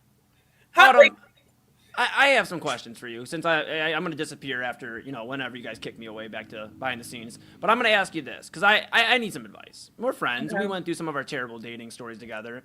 Absolutely. Maybe I'm doing it wrong. Maybe I'll send my bio into the night show chat, say what I have right there. Because here's the other thing. And Double A, I don't know if you've noticed this, my fellow dog on the panel right now. Like, are we that's not also the bio, by the way. Dog. Dog with a W. D-A-W-G. With a W. Like, are we supposed to be like, and I'm not saying mean. Obviously, I respect women and I want them to see that I am a nice guy. But are we supposed to be a little meaner in the bio? Why would you choke on that? What? Why would he choke on that? Double A is crazy. No. Okay. But are we supposed to be meaner? Like, yeah, I got a nice side, but you're gonna have to peel me the layers back like Shrek or something. Like, what are we supposed to say? Like an onion, like Shrek was an onion. Like, I mean, what are we supposed to do here? I mean, good question, Autumn. That's actually a really good question. Are we not supposed to look thirsty? Is that what it is nowadays? Like, we're not supposed to be like looking for a vibe, or because right now I have at the end of it, I think looking for a vibe or just to see what happens. This is making my head hurt. First of all, hold up. Is that a red flag if you just say that at the end? Yes, that is a huge red flag. So first of all, let's address this. Nate, thank you for all the compliments. I see your messages. He's really trying to get put on, you guys. Second of all, that is the most red flag thing I could ever hear. But a vibe could be anything, Autumn. No, Eli. Hold up. Eli, I'm going to defer to Autumn on this one. I know. Why is it a bad idea to say you're just trying to vibe? because it doesn't explain anything. If you say just looking for a vibe, it's like, okay, so if I'm a girl and I'm just saying, oh, just looking for a vibe, and you just want to hook up, that's what I'm thinking. And then if you tell me, oh, the vibe is like eventually I wanted to get to a serious place, then I have to rewire my mind to say, okay, he wants to be serious. Women like it when men are upfront and tell us what you like. So if you want to be in a ethical non-monogamous relationship and I'm not going to do that. If you want to be in a relationship, tell me and we'll work towards that. Or if you want to just hook up, tell. All you have to do is be honest with a woman. Don't lie to her. I'm Don't about to take another vacation. Everything I'm hearing is bullshit. I just took It's mine. I'm not. back today. I'm telling you guys, women want How you often? to be No. Yeah, We're yeah, getting go down ahead. to this. Eli, stay on the screen. We're getting I will. down to this. How often does you see a dude Okay. and you're in your dating apps Mhm. say, "Hey, I'm DTF," and you swipe that way? I swiped it that way. Because that's not what I'm looking for. If this was 10 years ago, I probably would have swiped right. Because I'm like, okay, you're honest. But I'm not in that right now. So I'm going to swipe that way. But Don't approach it and tell me you're DTF, but then treat me like a girlfriend. See, that's But my the problem. question, so that's my follow-up. I'm going to follow up on that. So we have seen in today's dating waves, a lot of casual and situationships turn into real things. Do you think that is a real thing on the dating world app? Let's just say okay, let's just peel the curtain back. There's a certain app that AA is not allowed on anymore. Sorry, Dubs, I love you. But, no, Facebook. I just rebuilt it. Oh, that app. Yeah, Yeah, that Facebook. app. I'm Let me, before we get really down a rabbit hole. By the way, Facebook. You're right. By the way, Facebook dating is a horror show. Okay, so that's what I was going to ask. One person that was normal in there. Facebook dating is a horror show. I tried it. I cannot figure out how to get rid of my profile, so I constantly I can show you. I can show you. Constantly get matches. I hate it. It's a horror show. The other day, because I kept getting notifications, I spent 10 minutes swiping left because there were so many people. Hold up. Autumn, here's the key to success.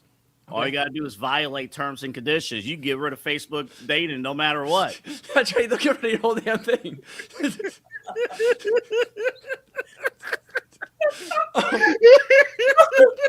Oh my god!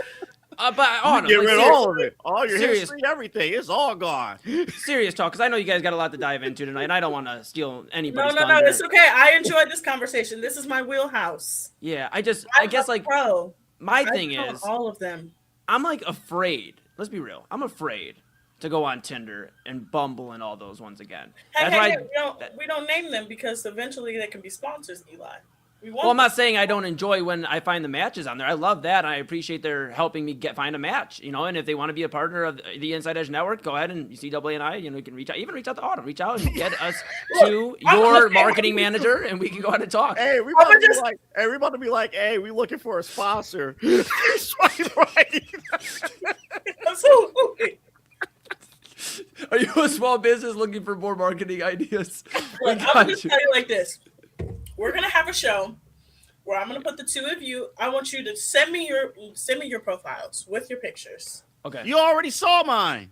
Yeah, No. but she's probably swiping. I have to do it again, okay? And I'm going to go through them, and I'm going to tell you what's wrong with them, okay? But you can't judge them in a mean way, though. No, I wouldn't judge Okay. them in a mean way. Okay. I'm trying to help the two of you get women. Why am I doing this? If I'm not going to be mean, okay? I'm not a mean person when it comes I know to you're that, not, but okay? I get a little nervous. Like my bio right now, I think is literally like music artist, Get broadcaster, it's a vibe empath. shit out of there. Get that. Oh my god, get empath out of there too. Oh my god. I am though. I know you are, but that is terrible. Hold up. Terrible. Full disclosure. Okay. Yes. Autumn, which app did you catch me on? You can The one share that it. starts with a T. Okay, that one. Okay. All right, that one's not finished yet. Okay. That one's not finished. Okay. All right. Just know that's the one. If I'm super bored, if I have nothing to do, I'm on that one because I'm like, look, okay, I'm gonna give you guys a cool ranking of all the dating apps. Down here at the bottom, lowest tier, Hinge. Hinge, y'all got me fucked up. I'm sorry. Excuse my French. Okay, y'all got me fucked up. Every time I go on that app, I see somebody. Ooh, y'all got me fucked up. Second one, Tinder. You know, y'all two got me fucked up, but not as bad. Number one, Bumble. That's the one I've had the most success. I'm sorry. Excuse me. Under Hinge is Facebook dating because y'all also got me fucked up. If I see as much ugly as I see on them two on Hinge and Facebook dating, I'm not ugly. Don't put them uglies in my face. All right. Oh, yeah, and it's like then you have the problem too with Facebook dating. It's like they have two mutual friends you may know. I'm like, why would they know this right. person? I forgot about that. Like, why would they? They? Exactly right. They do have that. Like, yes, and they show you the people that you know, and it's like, no, I can't do this. Guys, we have to go to break. Yes. When we come back from break, I have. we'll actually talk about Love Island because today is a historic Love Island day. So much stuff happened. We'll also kind of get into the World Cup and the World Cup halftime show and all the crazy things that happen. And then I'll also react to the Avengers Doomsday trailer, and I'll give you my good spiral and bad spiral. But let's go to break. We'll come back. I do have a couple matches already on that one app. Hey, let's go. One for the good guys. One for the good guys. I'm not going to respond to those matches, though. I don't really like them too much, but I do. It's what all do you know right. about? All right. It's all right. It's okay. It's okay. You don't have to respond to everybody. They at least deserve a hello. Okay, all right. And then goodbye. Yeah, that's terrible. That's terrible. That's terrible. All right, when we come back, we'll talk Love Island. Because, yes, like I said last week, Love Island discourse lasts till the whole next cycle. But you guys are watching Daily Spiral here on Inside Edge Network. Keon Sports is the leader in Ohio high school athletic coverage in written, print, and video streaming. From the latest news and results and written content to the high school football game of the week every Friday, Keon Sports has you covered. The vision of 15-time published author Vince McKee has become the most trusted site in Ohio high school athletic news. From podcasts to player profiles, Keon Sports is your one-stop for all of it. Visit them today at keonsports.com or on YouTube at Keon Sports. Check out their socials on Twitter and Facebook as well. Clean energy, bold flavors, and no jitters. See why people won't shut up about Dubby. Clean energy, no jitters or crash. Whether you're starting your workday or getting ready to exercise, Dubby Energy helps you lock in and focus. With over 15 flavors to choose from, you can't miss. Order Dubby Energy right now by using the QR code on your screen and use the promo code InsideEdge10 to receive 10% off your order. Dubby Energy, your energy-focused sponsor of the Inside Edge Network, Cleveland's digital leader. Discover our collection of body mists made with clean, minimal ingredients. Handcrafted with natural essential oils and clean ingredients, they offer a natural alternative to synthetic fragrances. Perfect for sensitive skin and those seeking clean, mindful self-care, and the perfect gift for you or your special someone. Courtesy of Alley Rose Fragrances. First-time customers, use that promo code InsideEdge20 to receive 20% off your order. AlleyRoseFragrances.com, a proud sponsor of the Inside Edge Network, Cleveland's digital leader. Whether searching for a baseball autographed by your favorite World Series slugger, a signed football by an iconic Hall of Famer, or the jersey of a world-famous soccer star, you've come to the right place. Here at SportsMemorabilia.com, the web's leading source of authentic sports memorabilia, you'll find more than 500,000 authentic products from nearly every professional sports league, team, and players. Not only will you find your next prized sports possession with ease thanks to superb customer service and tremendous site experience, you'll have the satisfaction and peace of mind that every product listed comes complete with a certificate of authenticity and is fully backed by the SportsMemorabilia.com lifetime authenticity guarantee. Go to SportsMemorabilia.com by using the QR code on your screen right now. SportsMemorabilia.com, a proud sponsor of the Inside Edge Podcast Network, Cleveland's digital leader. Find us on InsideEdgeNetwork.com for the latest information on your favorite shows, personalities, and network partners. Plus, guess what? We have a merch shop. That's right, we have network polos, t-shirts, champion jackets, hats, and bottles. Rep the network. Every purchase supports independent sports and entertainment media. Use the QR code on your screen right now to check out InsideEdgeNetwork.com. That's InsideEdgeNetwork.com.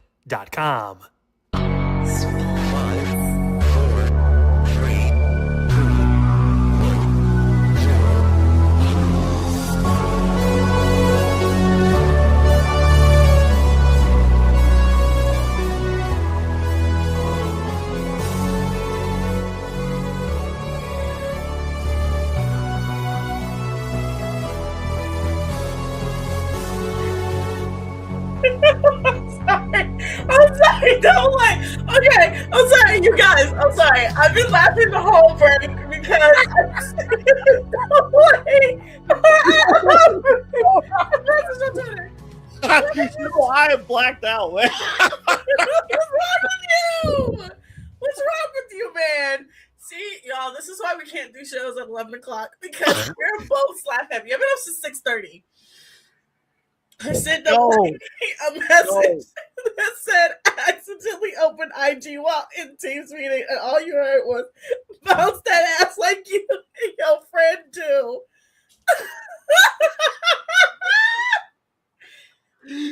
Y'all, when I can tell you, I can imagine that man doing it. Okay. Real quick, before you get to Love Island, I read my bio. And there will be some changes to this bio. No. Send it to me. Send it to me. And we'll, you know what? Tomorrow's show, Double A, I want you to pop in early.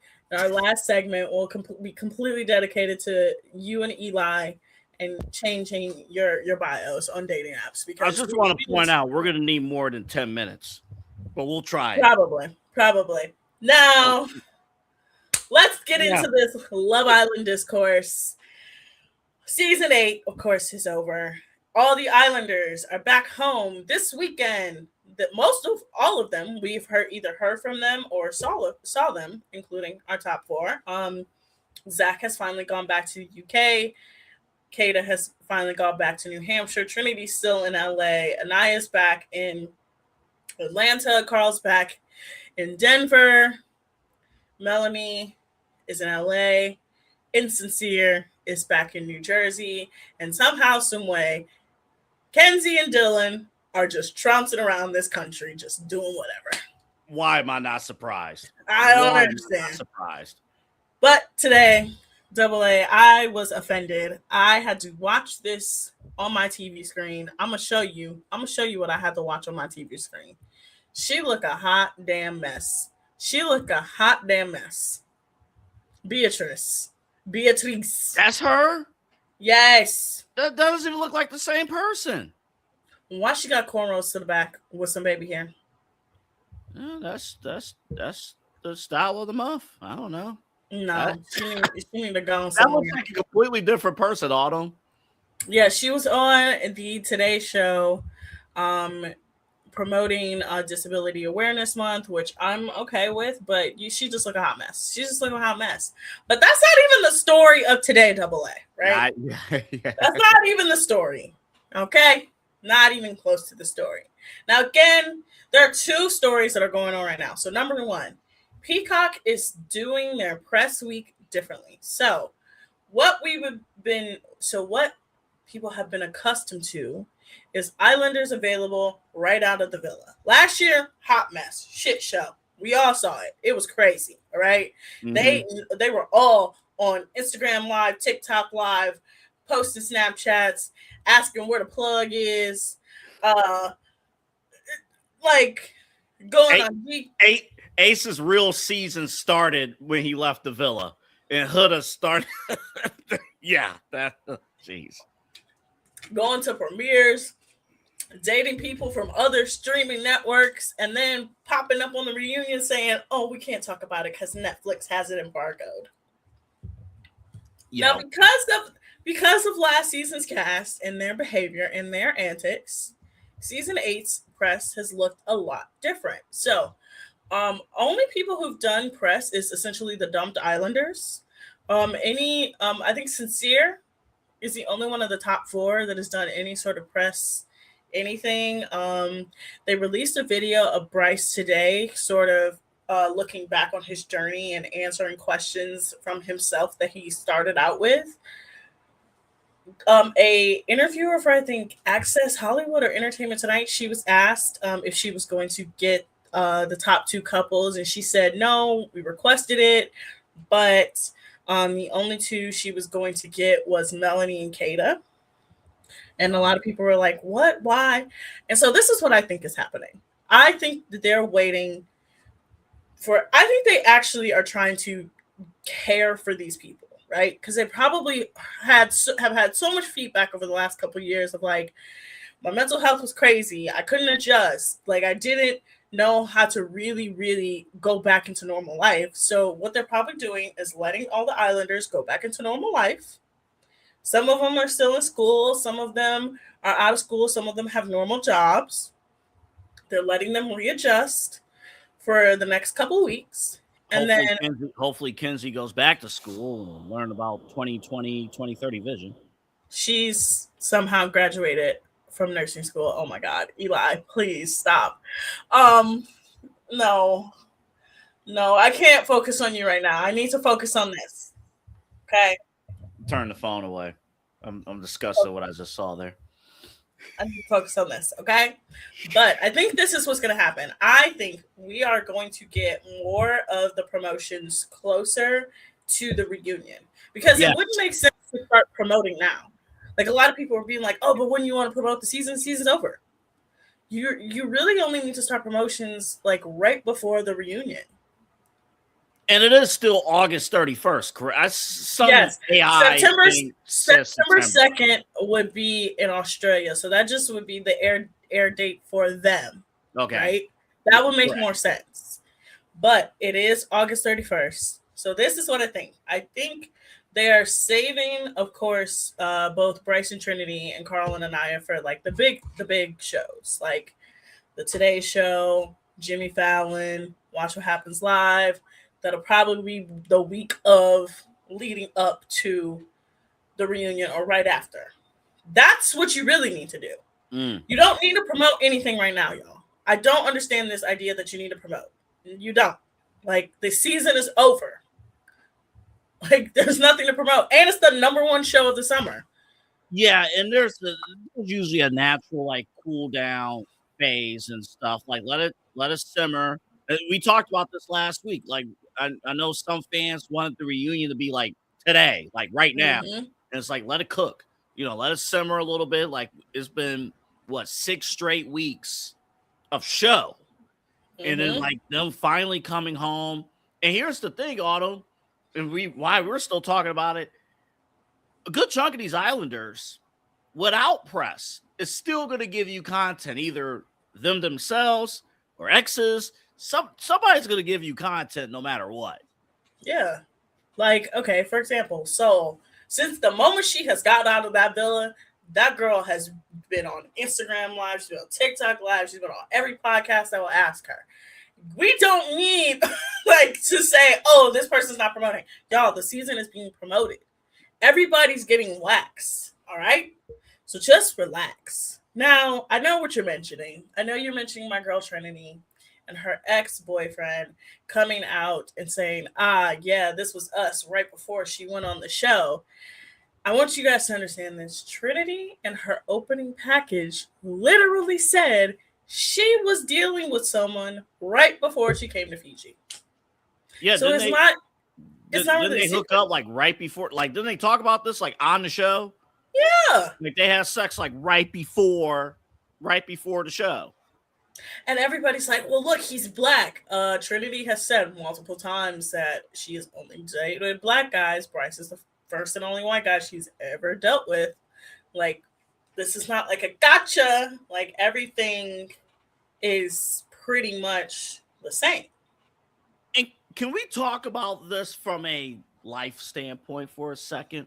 Mm-hmm. If you're ex, you're the ex. What flex are you putting out there? That how are you putting yourself out there and saying, yeah, that used to be my girl? Like, why would you? What's the win? That's what I'm trying to figure out from the guy, from the ex. Like, all right, used to mess around with Trinity. Who are you? Like, what's your story? What's your point? What's your purpose? I don't think that's a good look. I got what it is. Okay.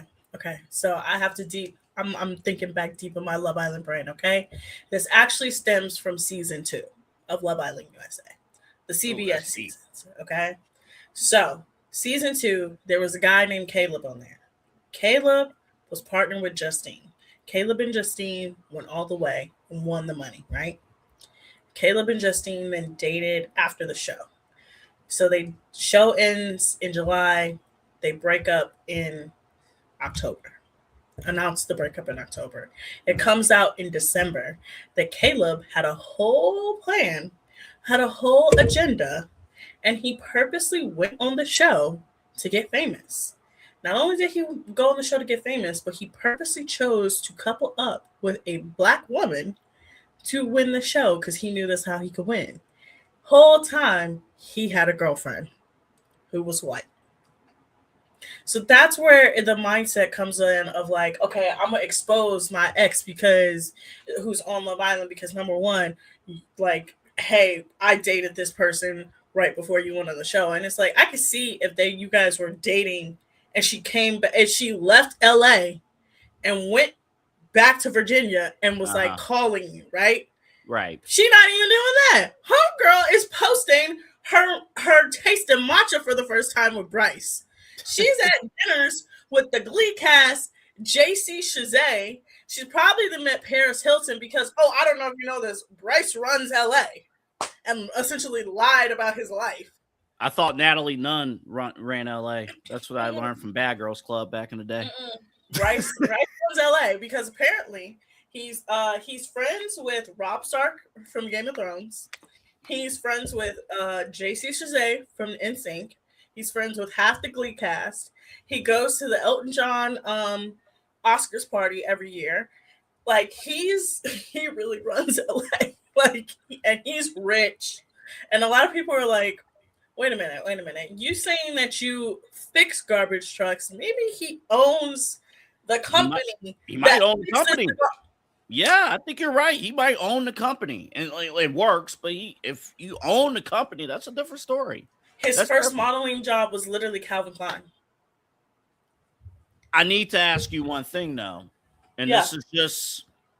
I'm not saying I agree. I don't even necessarily agree with this theory, but I have seen it throughout the season on threads and Twitter about Love Island, and I'm sure you've seen this particular criticism. Do you think, the final 4? I think all 4 couples were interracial couples. Do you think? Do you believe the theory that some have laid out that the path to getting to the final is through interracial dating? No, because Serena and Cordell won season 6. Both Serena and Cordell are black. Brian and Amaya won last season. Both Brian and Amaya are Latinos. I know people want to glom onto interracial relationship. I know that's like the big thing of like, Bryce and Trinity are a black dude and a white girl. No, excuse me.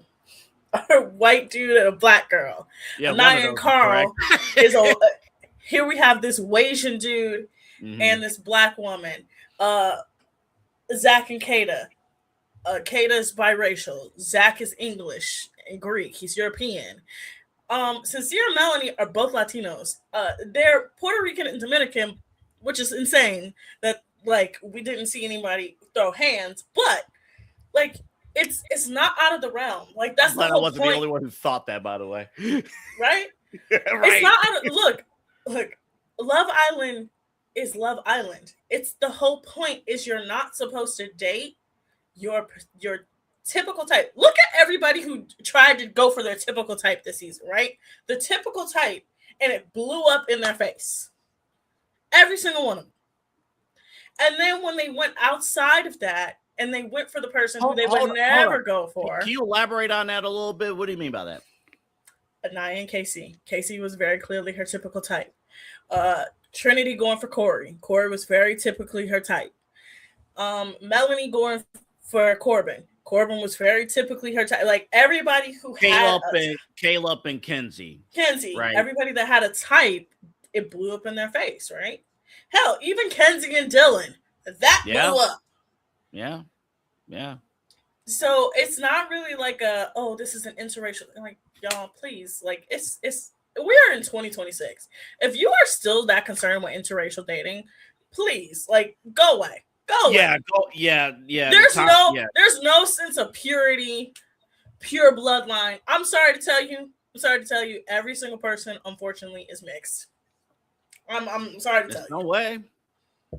We're all a little mixed. We all got a little bit of European because of, something that happened in the world.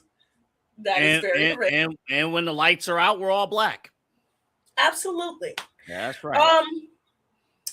One last thing before we go to break, and we'll talk about the World Cup and Avengers Doomsday when we come back. Kenny, I don't even want to give this attention, but Kenny from season 6 decided to go on a podcast, share his feelings, share his emotions, cry, and say that his ex-girlfriend, Janae, was so mean to him. She was so mean to him, and that's why he had to be racist to her. Nah, that's always been, I don't even know, but that's always, if you're racist in any way, shape, or form, like, that's ingrained in you, man. That's your black girlfriend who you had a group chat about, who you used the hard R about. Yeah, that's the other thing. That's don't even play me, Kenny. Kenny, yeah, come on. That's as much attention I'm gonna give to him, because when I tell you, this is why you gotta watch season 6. Season 6 had so much more mess, but their mess was controlled. It's not like season 7. Season 7, their mess wasn't controlled. When we come back from the break, we'll talk about the World Cup. We'll talk about Argentina a little bit. And we'll talk about Avengers Doomsday. The trailer came out. And we'll share our reactions. But you're watching the Daily Spiral here on the Inside Edge Network. Fanatics isn't just our name, it's who we are. Loyal, passionate fans dedicated to our favorite teams and to the sports we love. That's why we're honored to be able to offer fans the world's largest collection of official sports apparel and sports jerseys from all leagues, teams, and players you love. We feature a wide selection of gear from every league, including the NFL, MLB, NBA, NHL, and NCAA merchandise, which allows us to serve fans of football, baseball, hockey, basketball, lacrosse, soccer, golf, and, well, everything else that gets your heart pumping. Go to fanatics.com by using the QR code on your screen right now to celebrate your teams. That's fanatics.com, a proud sponsor of the Inside Edge Network, Cleveland's digital leader.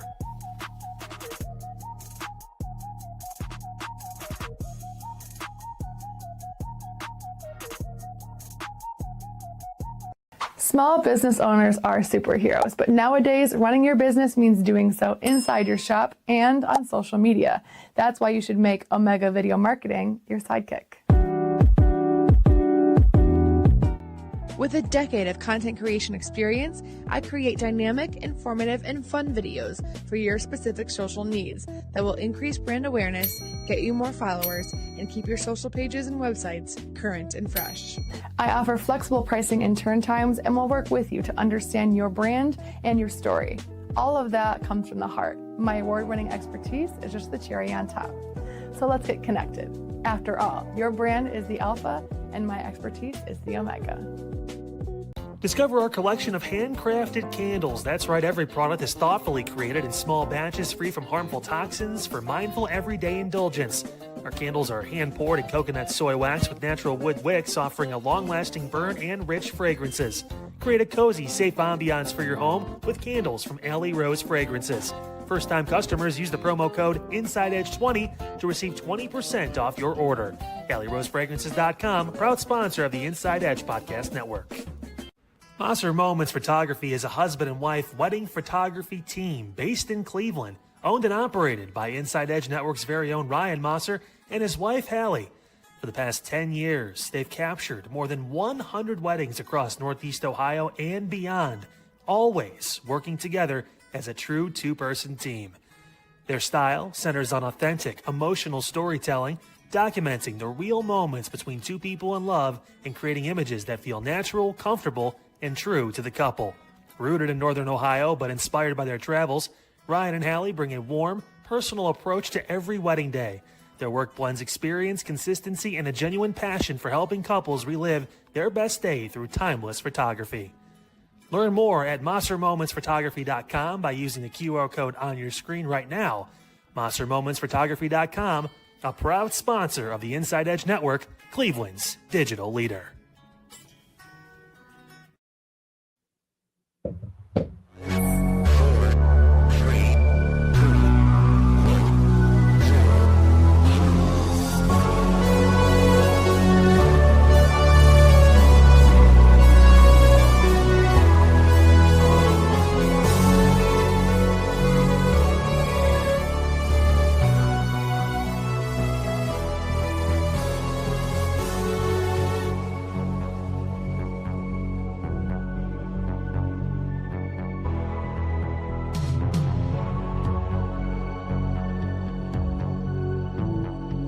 Eli, what is wrong, man? This no.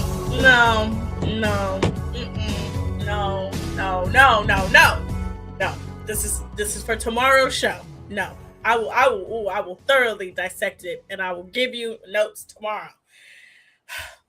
Dog, I'm trying to help you, man. I'm trying. The pictures alone just scream red flags. No, we'll talk about this tomorrow. We'll talk about this tomorrow, okay? Dog, I'm just Eli. I'm disappointed in what. By the way, I'm not calling Autumn dog. Okay, I'm not sincere. I'm not calling another woman dog. Big dog. He said. Big dog. Big dog. He said, "All right, big dog. All right, big dog. Huh? Hey, can I pull you for a chat, big dog?" That's still, and the fact that she still keeps following him and unfollowing him is crazy. We gotta hear something from her. She's gonna drop something. I don't know what. She'll drop a little nonsense. She ain't gonna drop nothing. She's still mad that Melanie got her spot. Let's talk about the World Cup. The World Cup finally ended yesterday at MetLife Stadium. One of the ugliest stadiums, by the way, in the NFL, by the way. Hideous stadium. Hideous. Horrendous to get to. One of the worst, but somehow, for some reason, Europeans really liked it because Europeans don't even have air conditioning in their stadiums. Yeah. What? That's a problem. If I was to go to a baseball game and I'm walking through that concourse and I don't feel no air, I would die. Okay? If I went to a Cavs game and there was no air in that building, no. Hell, even a Browns game. And I've almost died at a Browns game, y'all. I once almost had an asthma attack trying to climb the stairs to get to the nosebleeds at a Browns game. And I was still okay. I was still fine because I knew I could go out to that concourse and there was air. This is about to be the most ignorant question I'll get to you. You remember if they won the game? No, it was against the Giants. That game against the Giants. No. Even worse. Because I'm struggling. I'm trying to sit there and I'm like, and they're losing. Like, come on. Like, at least give me a W. Give me something. No, I'm like, this is how it was. My mom, she looked at me. She was like, "Are you okay?" I'm like, "No." Like, girl, you see me struggling up these damn stairs? Hold up. We about to be at the Browns game. Be like, follow us at InsideEdge.net. Facebook and Twitter. Y'all know. And Roku app. Y'all know that Brown Stadium's nosebleeds are like the worst. Like, they are literally terrible. Like, it just, and you feel like you're about to fall. Like, I hate them. Okay. Let's get to the World Cup. All right. Spain beats Argentina 1-0. Argentina, what the hell? What in the world? How were they even in that game? I don't understand it. I don't know. I mean, and I talked about this a little bit yesterday, but I'm like, is Spain going to really allow Argentina to get in the penalty kicks without one single shot on goal attempt or shot on target attempt? Are they really going to do this? They had 2. Yeah, okay. They finished with 2, but it was like we were getting close. we were getting very close to penalty kicks. I'm like, dog, what are we doing? But Spain, hey, first autumn, credit to Spain. They were locking Argentina down during most of the game. And most of the match was at full strength. And Spain handled business. I'll give Spain credit where they deserve credit. I'm going to just say this. Do you know how evil you have to be for the world to root for Spain? Y'all, Spain colonized half the world just as long as England, like just as much as England did. Do you know why there are certain countries that speak Spanish? That is because Spain colonized them, right? Almost all of those countries outside of Argentina that speak Spanish was rooting for the colonizer. Yeah. So I guess my question, this is an interesting discussion. The people who oppressed their ancestors, they were rooting for them. So I get when you watch international events, World Cup, Olympics, do you think about like the history of the country? Oh, absolutely. Like, do you think about history of the country? Do you think about this is a guy perspective? Do you think about who has the most attractive women or men? No. You see, I go in. First of all, do you know how much it pains me sometimes to root for the United States? I'm extremely patriotic when it comes to sports. I love the U.S. when it comes to sports, but you know how hard it is to root for them when the country is almost always in shambles here. It is terrible, but I will root for USA because I'm American, right? But when I say, y'all, like, the world hates Argentina. Like, the world hates Argentina. Mexicans were celebrating, saying, thank God they lost and they're broke. Because I don't know if you guys know this, but Argentina is in debt and their money literally is worthless.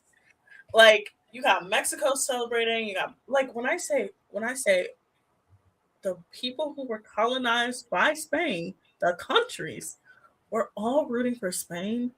That is insane. Are they more in debt than we are? Yes. The saying a ton. The Argentinian peso is worth literally no money. Yeah, that's saying a ton. I'll send some of my student loans money to them. And I've learned some things about Argentina. They have a chain of burger spots. Look at my mouth when I say the word. I can't say it on air, but look at my mouth when I say it, the word. Okay? Go ahead. Big burger. Oh, that. Got it. Got it. Can't say the word on air, but yeah, that word. And then they apparently have a Kyle Rittenhouse wellness center. Oh man. So go ahead. Do y'all understand how deluded you have to be to have a Kyle Rittenhouse wellness center? Well, each country has their own issues. You know, that's just what it is. You know, it's just. But yeah, Spain. Congratulations. Messi, by the way, almost made a circus shot in extra time coming off of the sideline. And the ball ricocheted and almost went in. And I'm like, that's crazy. They almost tied it up. Yeah, but also their antics caught up with them. It caught up with them bad. Like, you cannot almost, like, in front of a referee. Like, this is the thing. It was in front of the referee. Like, it's different if it was directly in front of the referee, and he was so surprised. He was like, what do you mean I got a red card? Homie, you did that, and you almost killed that man in front of the referee. And that referee had a lot of face time in the final. I will say that ref did have a lot of face time there. But yeah, Argentina, like, again, to your point, 12 of the 19, games, like, they scored like 75 minutes and on. And that was the one worry. If you were a Spain fan, you're watching, it's like, oh no, we're getting to like the 75th minute. We're getting close.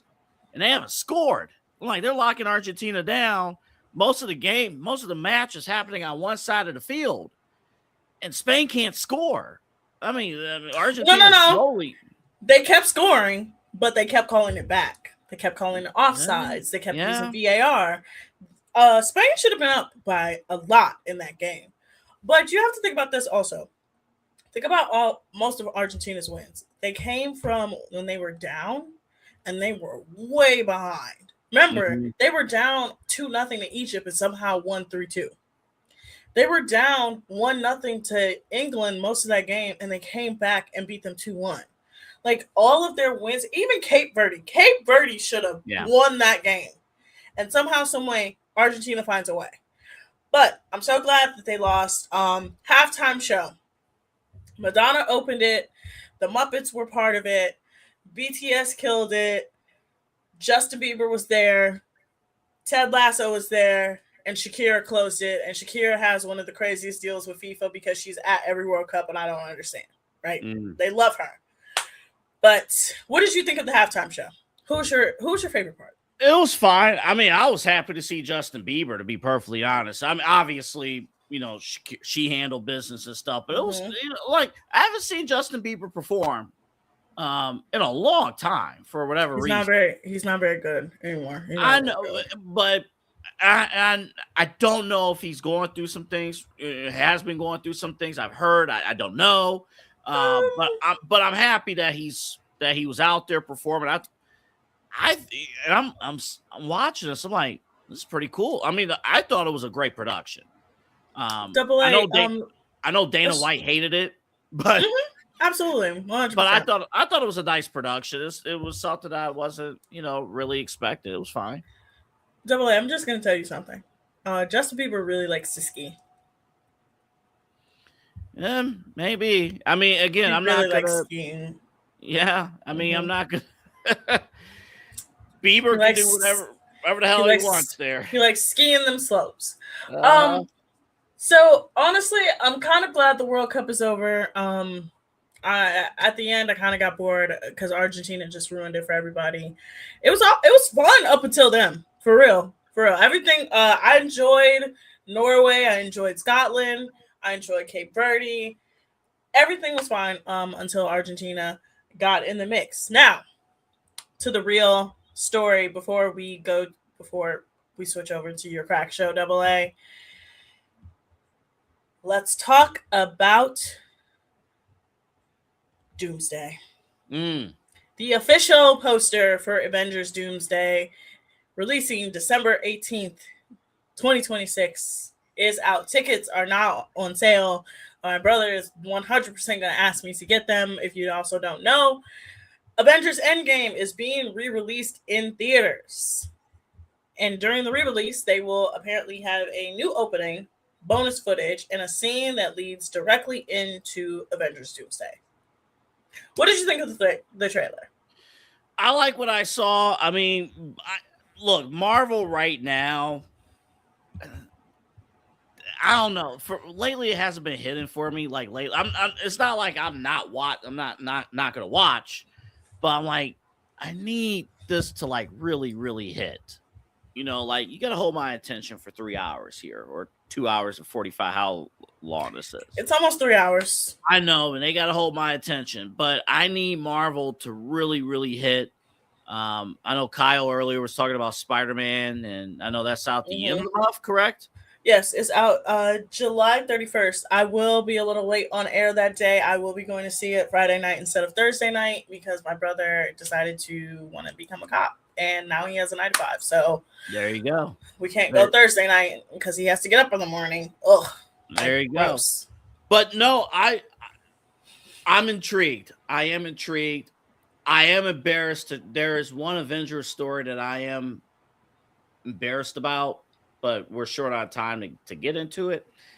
Let me just point out this way, and this is why it's stunning that I do a midnight show now. In college, I think it was 2012. I think the Avengers came out. My friends. I was in high school. Yeah, my friends was like, "Hey, let's watch the midnight premiere." Sure, great. Front row. No, you didn't. Front row. Slept 20 minutes into the movie. And remember, I'm a snorer. Double A. Hey, I ain't sleeping. I was not napping, but I was. So I'm a little It's okay. embarrassed about that. It's okay. When I was 6, I went to go see the first Spider-Man in theaters, and I fell asleep through the whole entire thing. Not doing Tobey Maguire. I was 6. It was 2001. I was 6. Oh my god. I was 6. My brother was so excited. My mom woke me up and said, you slept the whole time. And I said, ugh, I'm sorry about that. Boy. I, of course, have seen it now as an adult and can appreciate how good it was for the time. There it was. But I understand. I also fell asleep during Captain Marvel. I went to go see it a second time, and I was sick.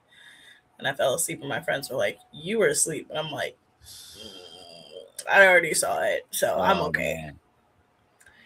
All right, Autumn. Eli's giving us the wrap sign. Double A, before we go, I think this should be our lead-in every time to you switching over the show. Eli, I'm going to play a video, and then we're going to switch over to Double A's Crack Show.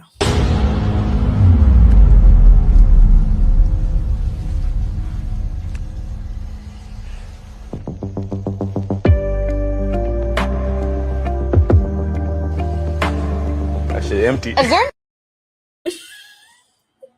So I had this thought. I was thinking about this video today. I had this thought. So I'm watching Monday Night Raw tonight. Mm-hmm. And the main event match for SummerSlam is Seth Rollins and Roman Reigns. And every time Seth Rollins is in a big championship feud, he always says, I'm fighting for the championship I've never lost. And it's a backstory that he has used for years, just like how KC's going to use that door backstory for years to come. I'm pretty sure he lost. Didn't he lose to Finn Balor? He has lost several times, but apparently that world title is the title that he never lost.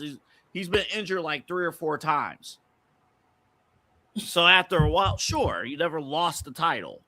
But Every time I watch that clip of him, it just gets funnier.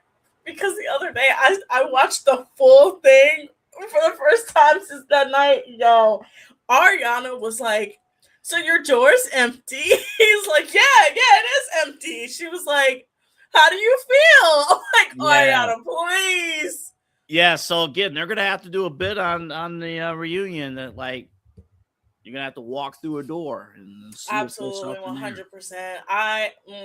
Double A, you're gonna have to come on, and we're gonna have to talk about the reunion because somebody's likes on Instagram. We'll talk about them and how shady they are. Oh, gotcha. All right, Autumn, this was fun. That first segment was probably one of my all-time favorite broadcasting moments ever. Tomorrow, Eli, I know you're listening. We'll talk about it. And I'll give you some tips on how to fix it because you need to fix it. You need to fix it. Fix it bad. You need to fix it. Bad spiral today. Do not say on your bio you want good Vibes only. Vibes only. Don't say that shit. That's an instant swipe left. Vibes only. That's just terrible.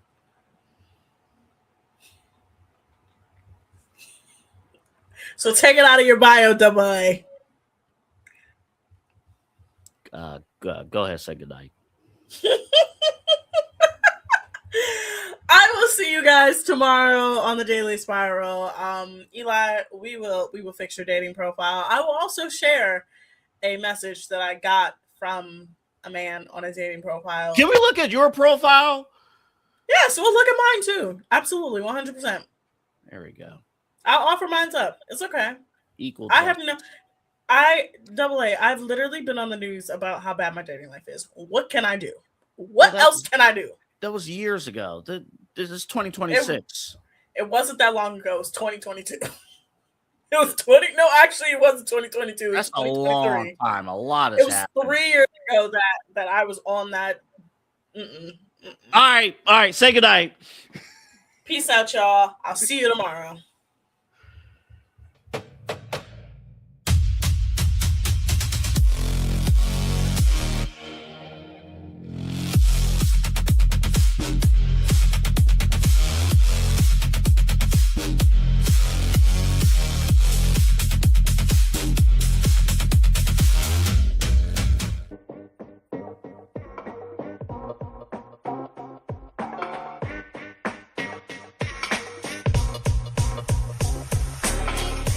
This is Midnight Run on the Inside Edge Network. Here's your host, Anthony Alford.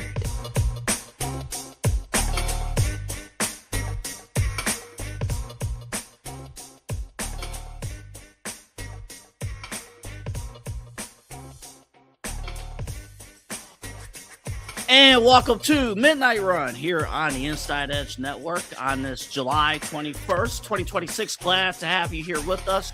My name's Anthony Alford. We are all about good vibes. Sorry, I had to. It was too easy. It was too easy. I'm immediately taking that off the bio. But what stays on the bio,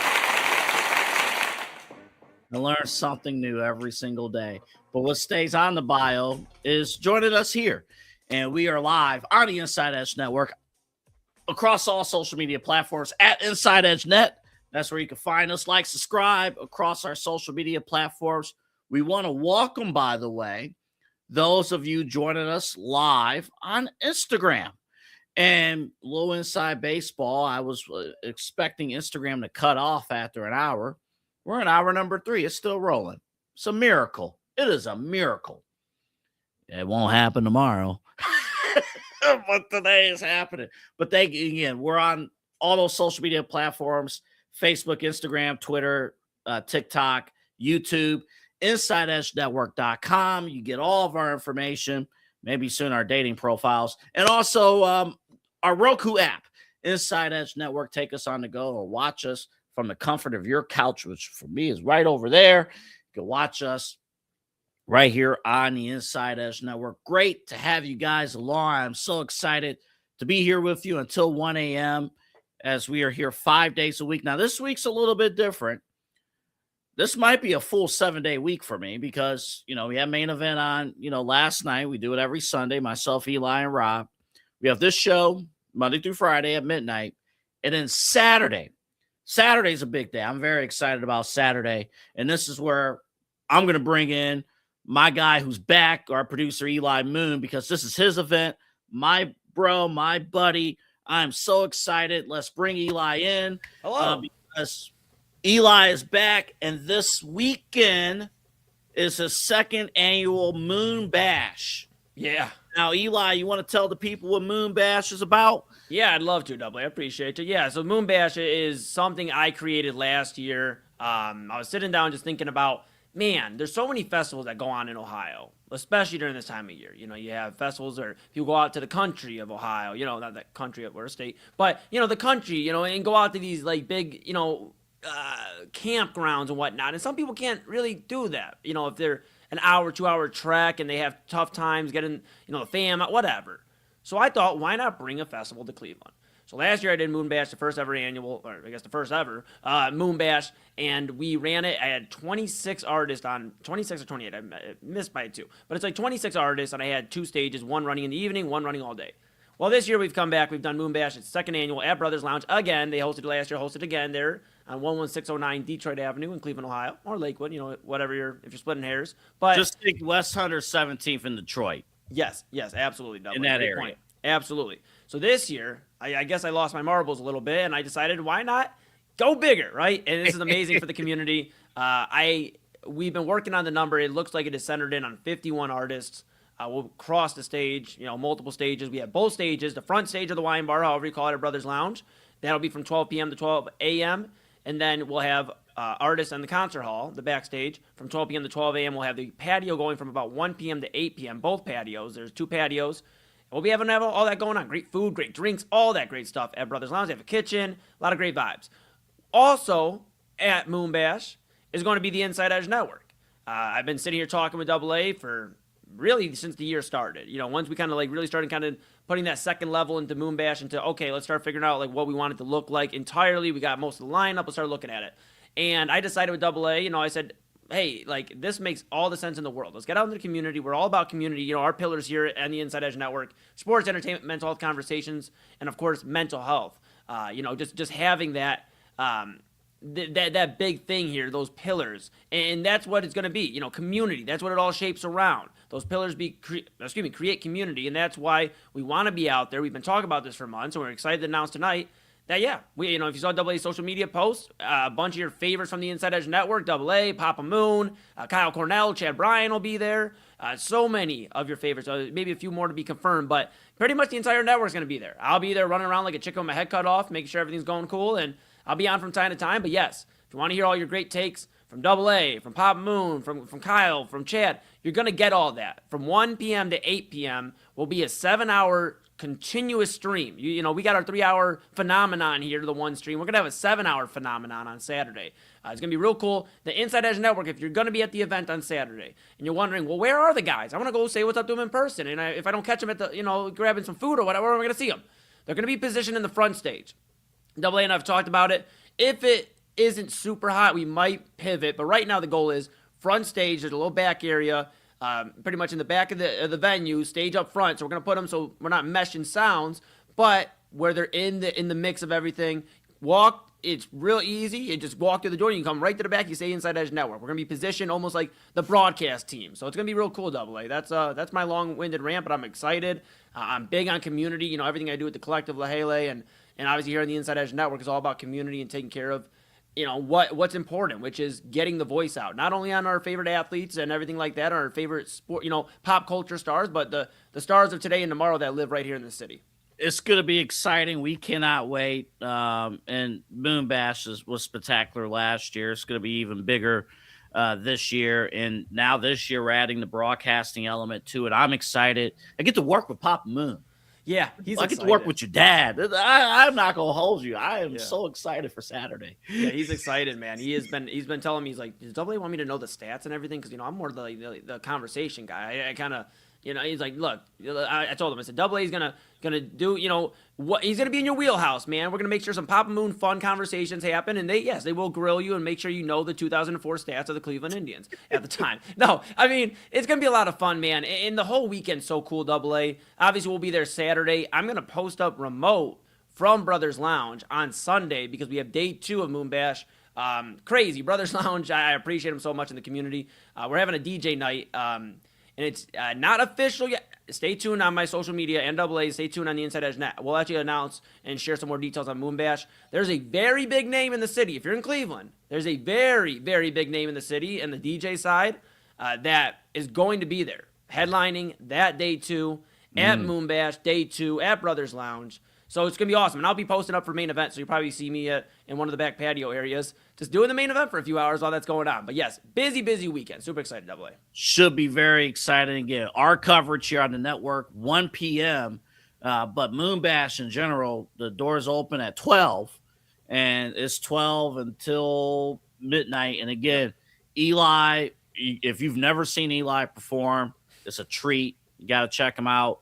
But also, everybody else, Cliche had a show about a month ago now. I can't believe it's been that. Actually, I know the very night that he had this show was the night that the Knicks won the title. I will never forget that.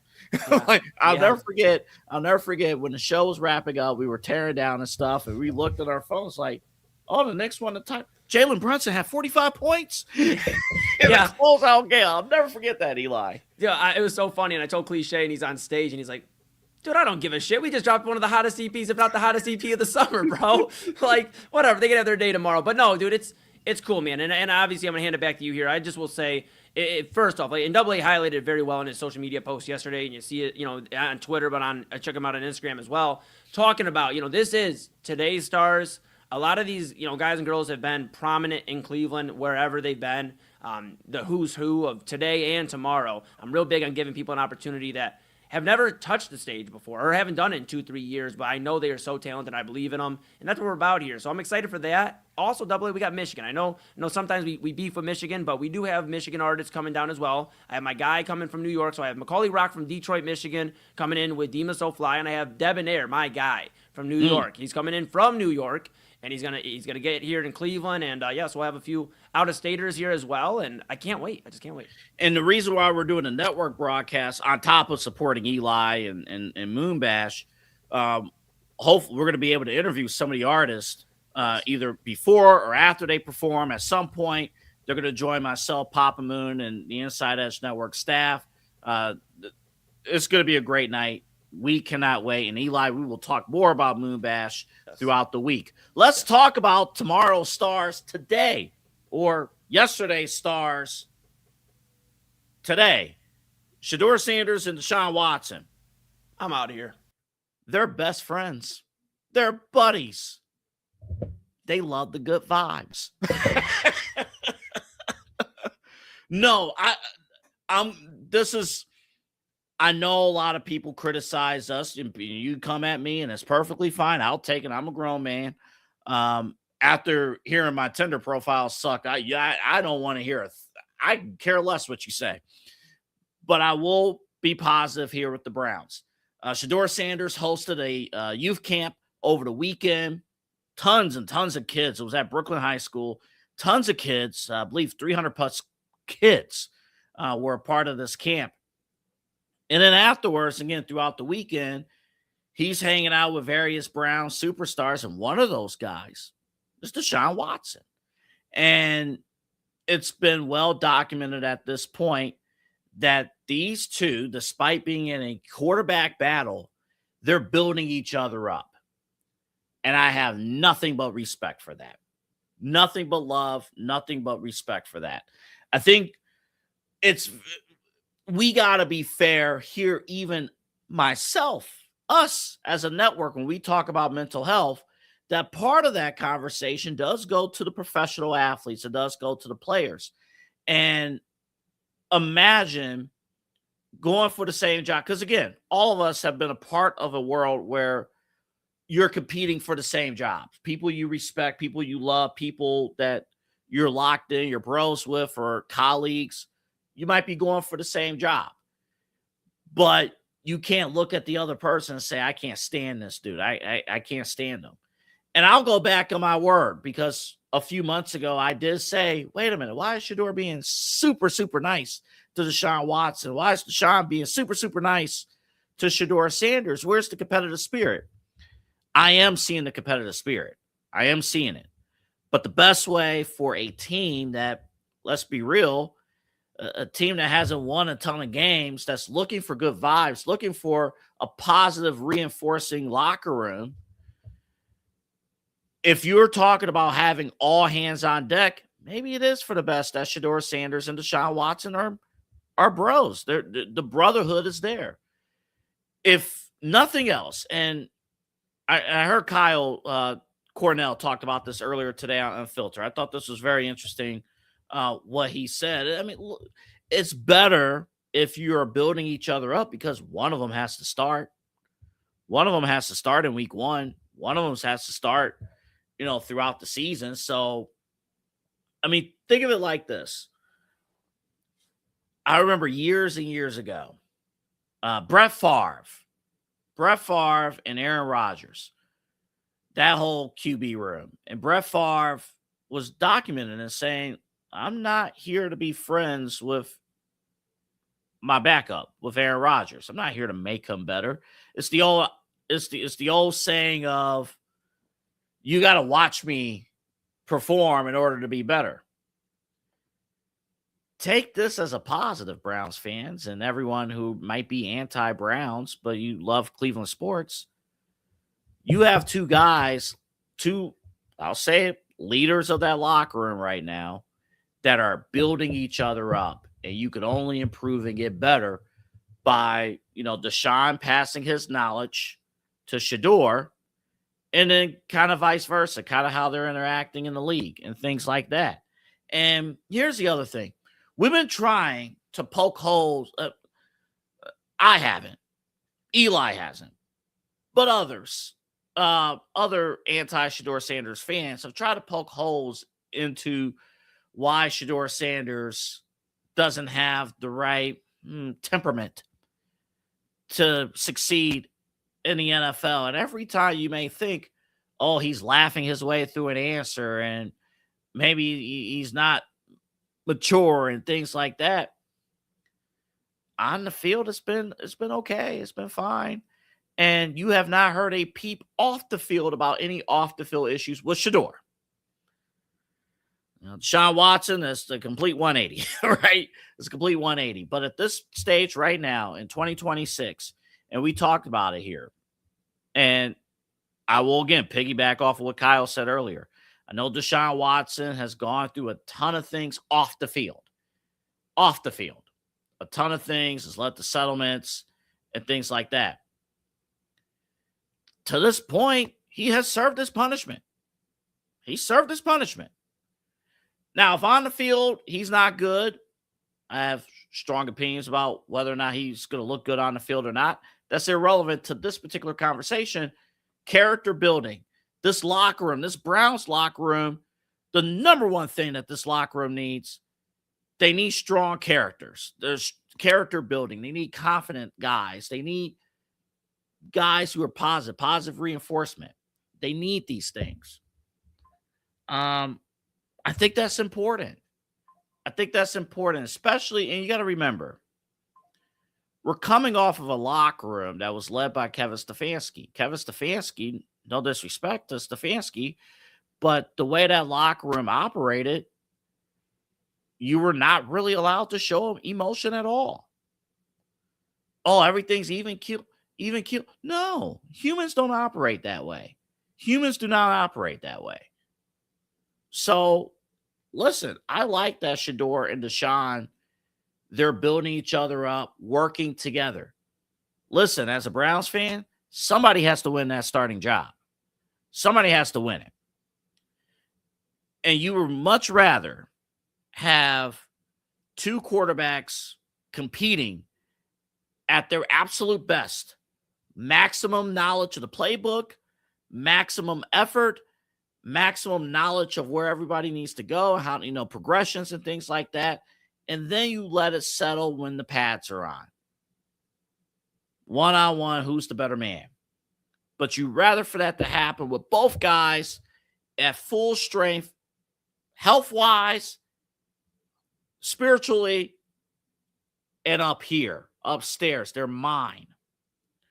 You rather for that to be the case than two guys sabotaging each other and not supporting each other in a different locker room. You remember the QB battle last year?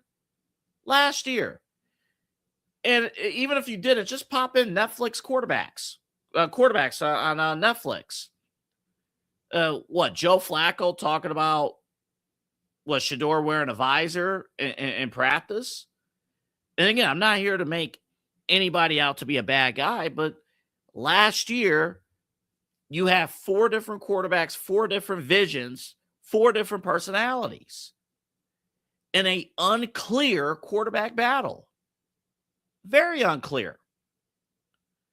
A QB battle where at some point last summer, those people in Berea were getting into discussions about starting Kenny Pickett. We're not there anymore. It's Shedeur Sanders or Deshaun Watson.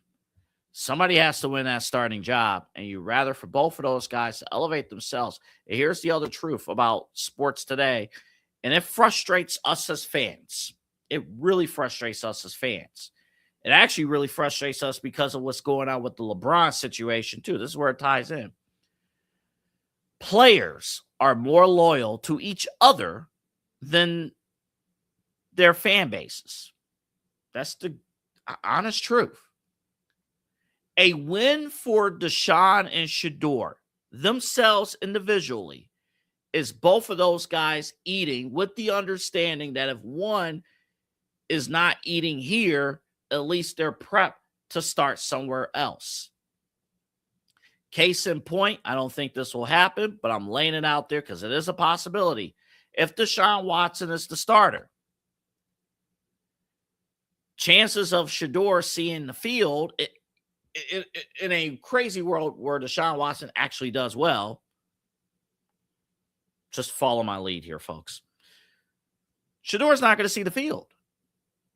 Here, he's not going to see the field. But you rather build him up so that way there's trade value with Shedeur Sanders. He could be traded somewhere else, maybe Miami, maybe somewhere else, and be successful there. But again, I'm just talking from the mindset of the players. Us as fans, us in media, and most shows that I do, we're going to talk about Oh, who's performing better? And we should. We are fans. We are media. We're going to do that. That is our job. That's what we do. And I'm not going to stop doing that. But I thought overall this past weekend, Shador Sanders, great job with the youth camp. And then Shador and Deshaun Watson hanging together, socializing together. Listen, more stuff with this network gets done outside of business hours than during business hours. And that is the God honest truth. Friendships and brotherhood is built outside of normal business hours. If you have that, you're in great spirits. You're in a great position to maybe succeed even when the odds are stacked against you. Coming up next on Midnight Run, speaking of the odds getting stacked against you, we're going to talk a little college football. Why is the SEC and the Big Ten even bothering with the NCAA? Just break away. We'll talk about that when we come back. Plus, the LeBron watch continues, but I deliver on teases. And I told you, if we're still talking about LeBron, he hasn't decided a team, I will give you a list of the worst teams in the NBA. And let's see if he can turn around any of those teams. I'm talking about Sacramento. I'm talking about Utah. I'm talking about Memphis. We'll get into that. And then later in the show, y'all need to leave Tom Brady alone. If Tom Brady wants to be a kid, let him be a kid. He was held hostage by Bill Belichick for 20 years. And now you want to say, oh, this is beneath him to fight Logan Paul. The hell out of here. We'll talk about that when we come back. Double A Anthony Alfred here with you. This is Midnight Run. Glad to have you with us here on the Inside Edge Network. Key On Sports is the leader in Ohio high school athletic coverage in written, print, and video streaming. From the latest news and results and written content to the high school football game of the week every Friday, Key On Sports has you covered. The vision of 15-time published author Vince McKee has become the most trusted site in Ohio high school athletic news. From podcasts to player profiles, Key On Sports is your one-stop for all of it. Visit them today at keyonsports.com or on YouTube at Key On Sports. Check out their socials on Twitter and Facebook as well. Clean energy, bold flavors, and no jitters. See why people won't shut up about Dubby. Clean energy, no jitters or crash. Whether you're starting your workday or getting ready to exercise, Dubby Energy helps you lock in and focus. With over 15 flavors to choose from, you can't miss. Order Dubby Energy right now by using the QR code on your screen and use the promo code InsideEdge10 to receive 10% off your order. Dubby Energy, your energy-focused sponsor of the Inside Edge Network, Cleveland's digital leader. Discover our collection of body mists made with clean, minimal ingredients. Handcrafted with natural essential oils and clean ingredients, they offer a natural alternative to synthetic fragrances. Perfect for sensitive skin and those seeking clean, mindful self-care, and the perfect gift for you or your special someone. Courtesy of Alley Rose Fragrances. First-time customers, use that promo code InsideEdge20 to receive 20% off your order. AlleyRoseFragrances.com, a proud sponsor of the Inside Edge Network, Cleveland's digital leader. Whether searching for a baseball autographed by your favorite World Series slugger, a signed football by an iconic Hall of Famer, or the jersey of a world-famous soccer star, you've come to the right place. Here at SportsMemorabilia.com, the web's leading source of authentic sports memorabilia, you'll find more than 500,000 authentic products from nearly every professional sports league, team, and players. Not only will you find your next prized sports possession with ease thanks to superb customer service and tremendous site experience, you'll have the satisfaction and peace of mind that every product listed comes complete with a certificate of authenticity and is fully backed by the SportsMemorabilia.com lifetime authenticity guarantee. Go to SportsMemorabilia.com by using the QR code on your screen right now. SportsMemorabilia.com, a proud sponsor of the Inside Edge Podcast Network, Cleveland's digital leader. Find us on InsideEdgeNetwork.com for the latest information on your favorite shows, personalities, and network partners. Plus, guess what? We have a merch shop.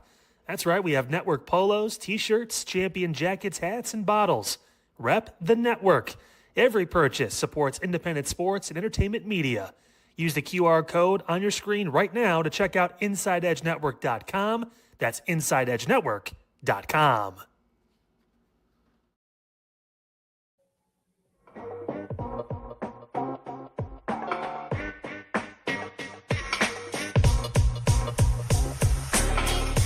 This is Midnight Run on the Inside Edge Network.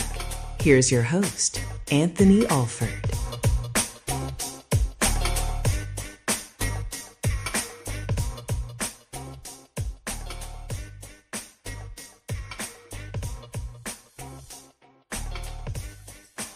All right, welcome back, everybody, to Midnight Run here on the Inside Edge Network. Finally, after like a month, we finally have decent temperatures. Give me 60, 70 degrees. I'm cool with that. I don't need 90, 95 degrees. You know, I know sundress season. I get it.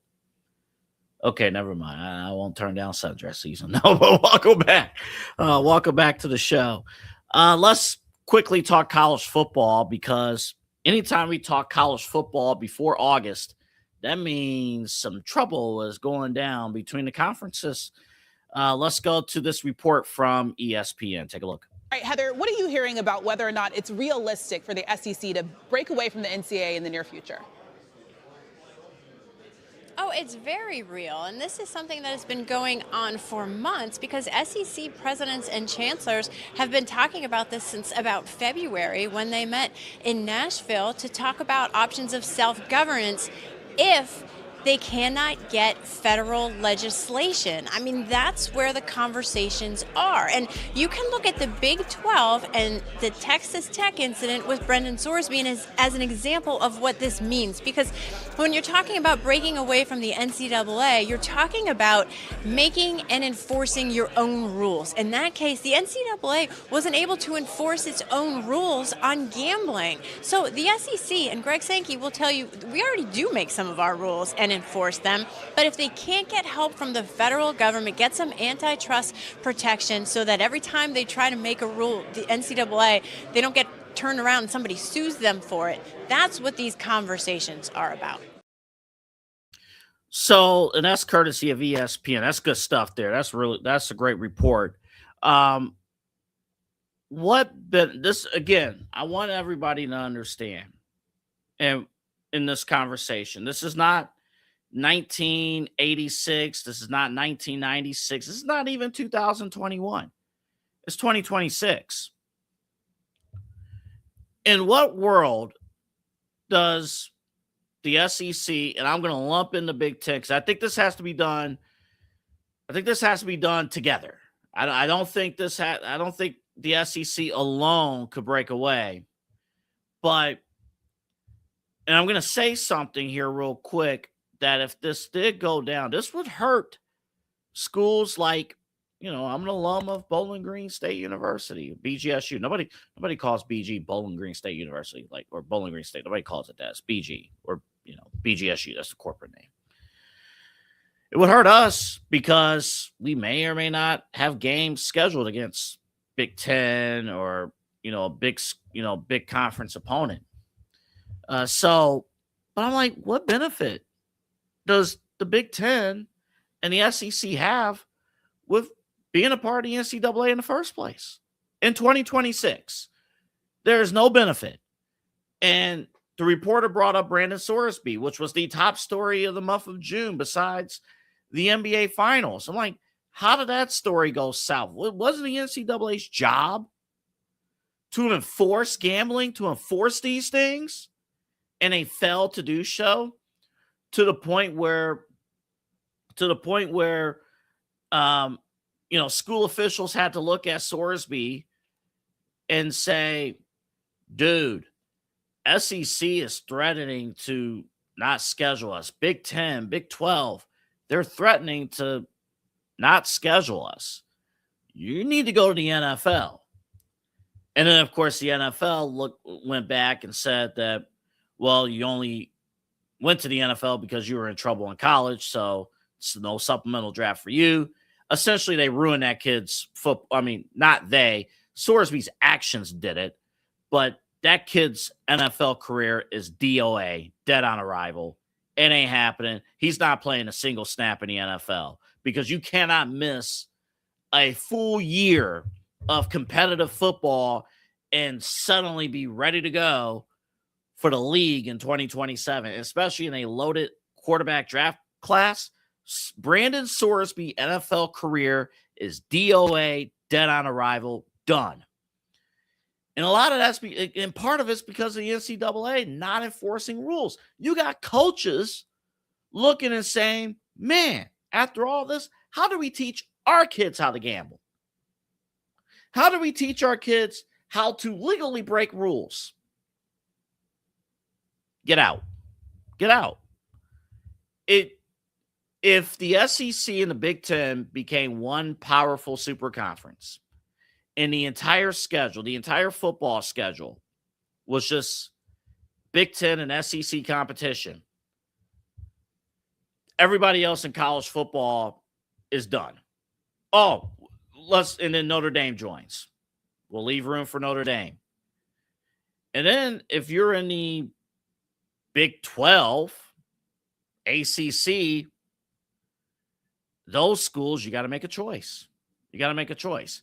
And then you see reports coming out that, I don't know, it's kind of you see reports, all the governing body of college football is considering putting a cap on conferences at 19 teams, and that if they go over, they have to act as an independent. Get out. Leave. Who's the real college football doesn't have a commissioner. Yes, they do. College football does have a commissioner. It's ESPN and Fox Sports. It's the president of ESPN and Fox Sports. That's the commissioners of college football.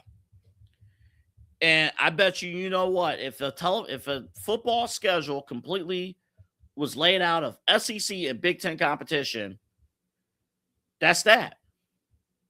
So, yeah, if the NCAA can't do its job, and that's the question we have at the bottom there in the lower third, should the SEC and the Big Ten break up with the NCAA? Sure. Yes. If the NCAA can't do a simple job, and they have failed to do simple jobs for a while, what's stopping the SEC governing body from doing it themselves? What's stopping the Big Ten, which is basically a national conference at this point, from doing it themselves? Enforcing rules, enforcing scheduling. And not just with football. I mean, we're talking revenue sports. We're talking football. I don't want to ruin March Madness, but if the SEC and the Big Ten broke away and you just had an SEC Big Ten tournament, who would be at fault for ruining college athletics? It would not be the commissioners of the SEC and the Big Ten. We fail to have proper leadership, things got to move.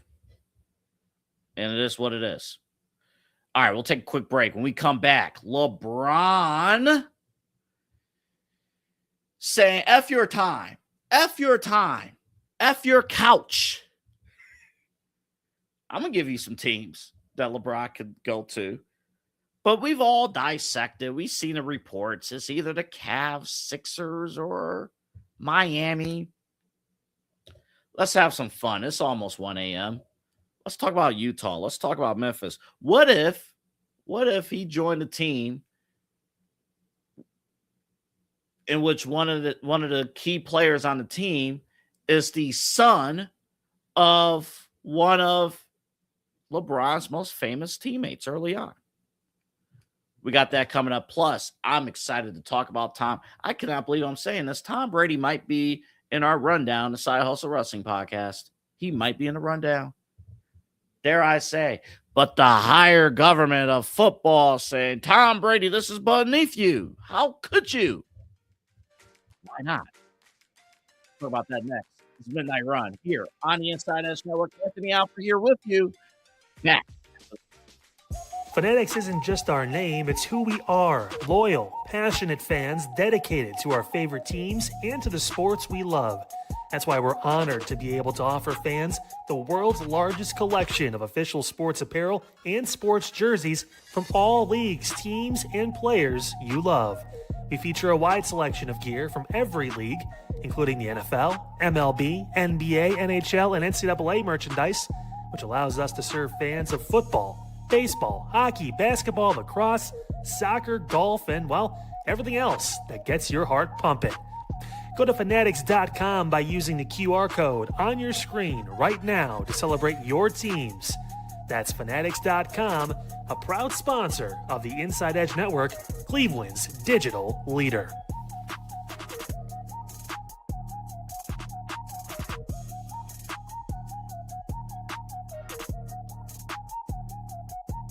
Small business owners are superheroes, but nowadays running your business means doing so inside your shop and on social media. That's why you should make Omega Video Marketing your sidekick. With a decade of content creation experience, I create dynamic, informative, and fun videos for your specific social needs that will increase brand awareness, get you more followers, and keep your social pages and websites current and fresh. I offer flexible pricing and turn times and will work with you to understand your brand and your story. All of that comes from the heart. My award-winning expertise is just the cherry on top. So let's get connected. After all, your brand is the alpha and my expertise is the omega. Discover our collection of handcrafted candles. That's right, every product is thoughtfully created in small batches free from harmful toxins for mindful everyday indulgence. Our candles are hand-poured in coconut soy wax with natural wood wicks, offering a long-lasting burn and rich fragrances. Create a cozy, safe ambiance for your home with candles from Alley Rose Fragrances. First-time customers use the promo code InsideEdge20 to receive 20% off your order. AlleyRoseFragrances.com, proud sponsor of the Inside Edge Podcast Network. Mosser Moments Photography is a husband and wife wedding photography team based in Cleveland, owned and operated by Inside Edge Network's very own Ryan Mosser and his wife Hallie. For the past 10 years, they've captured more than 100 weddings across Northeast Ohio and beyond, always working together as a true two-person team. Their style centers on authentic, emotional storytelling, documenting the real moments between two people in love and creating images that feel natural, comfortable, and true to the couple. Rooted in Northern Ohio but inspired by their travels, Ryan and Hallie bring a warm, personal approach to every wedding day. Their work blends experience, consistency, and a genuine passion for helping couples relive their best day through timeless photography. Learn more at MosserMomentsPhotography.com by using the QR code on your screen right now. MosserMomentsPhotography.com, a proud sponsor of the Inside Edge Network, Cleveland's digital leader. Hey guys, awesome show on Unfiltered today. Got into a bunch about the state of downtown Cleveland, the air quality issues, and what that can mean for the future, not only of sports, but just us in general and businesses and just doing things outside. We talked about all that. Talked about Shador and what he's going through right now, which is kind of bullshit. Also LeBron, also kind of bullshit. But hey, 3 teams? Do we maybe get that down to 2? Or does he actually finally decide to keep us no longer in suspense and give us a decision by tomorrow's show at 5 o'clock?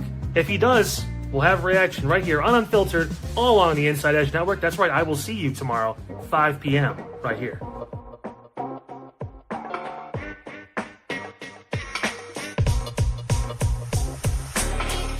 This is Midnight Run on the Inside Edge Network.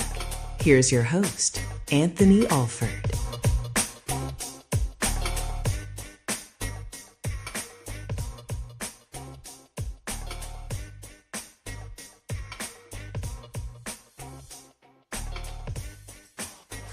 Welcome back to the show. I want to remind everyone again, we have 4 daily shows here on the Inside Edge Network. Again, this stream here starts at 10 o'clock every single night with Inside Edge Primetime with Eli Moon and Chad Bryant. The Daily Spiral at 11 o'clock with Autumn.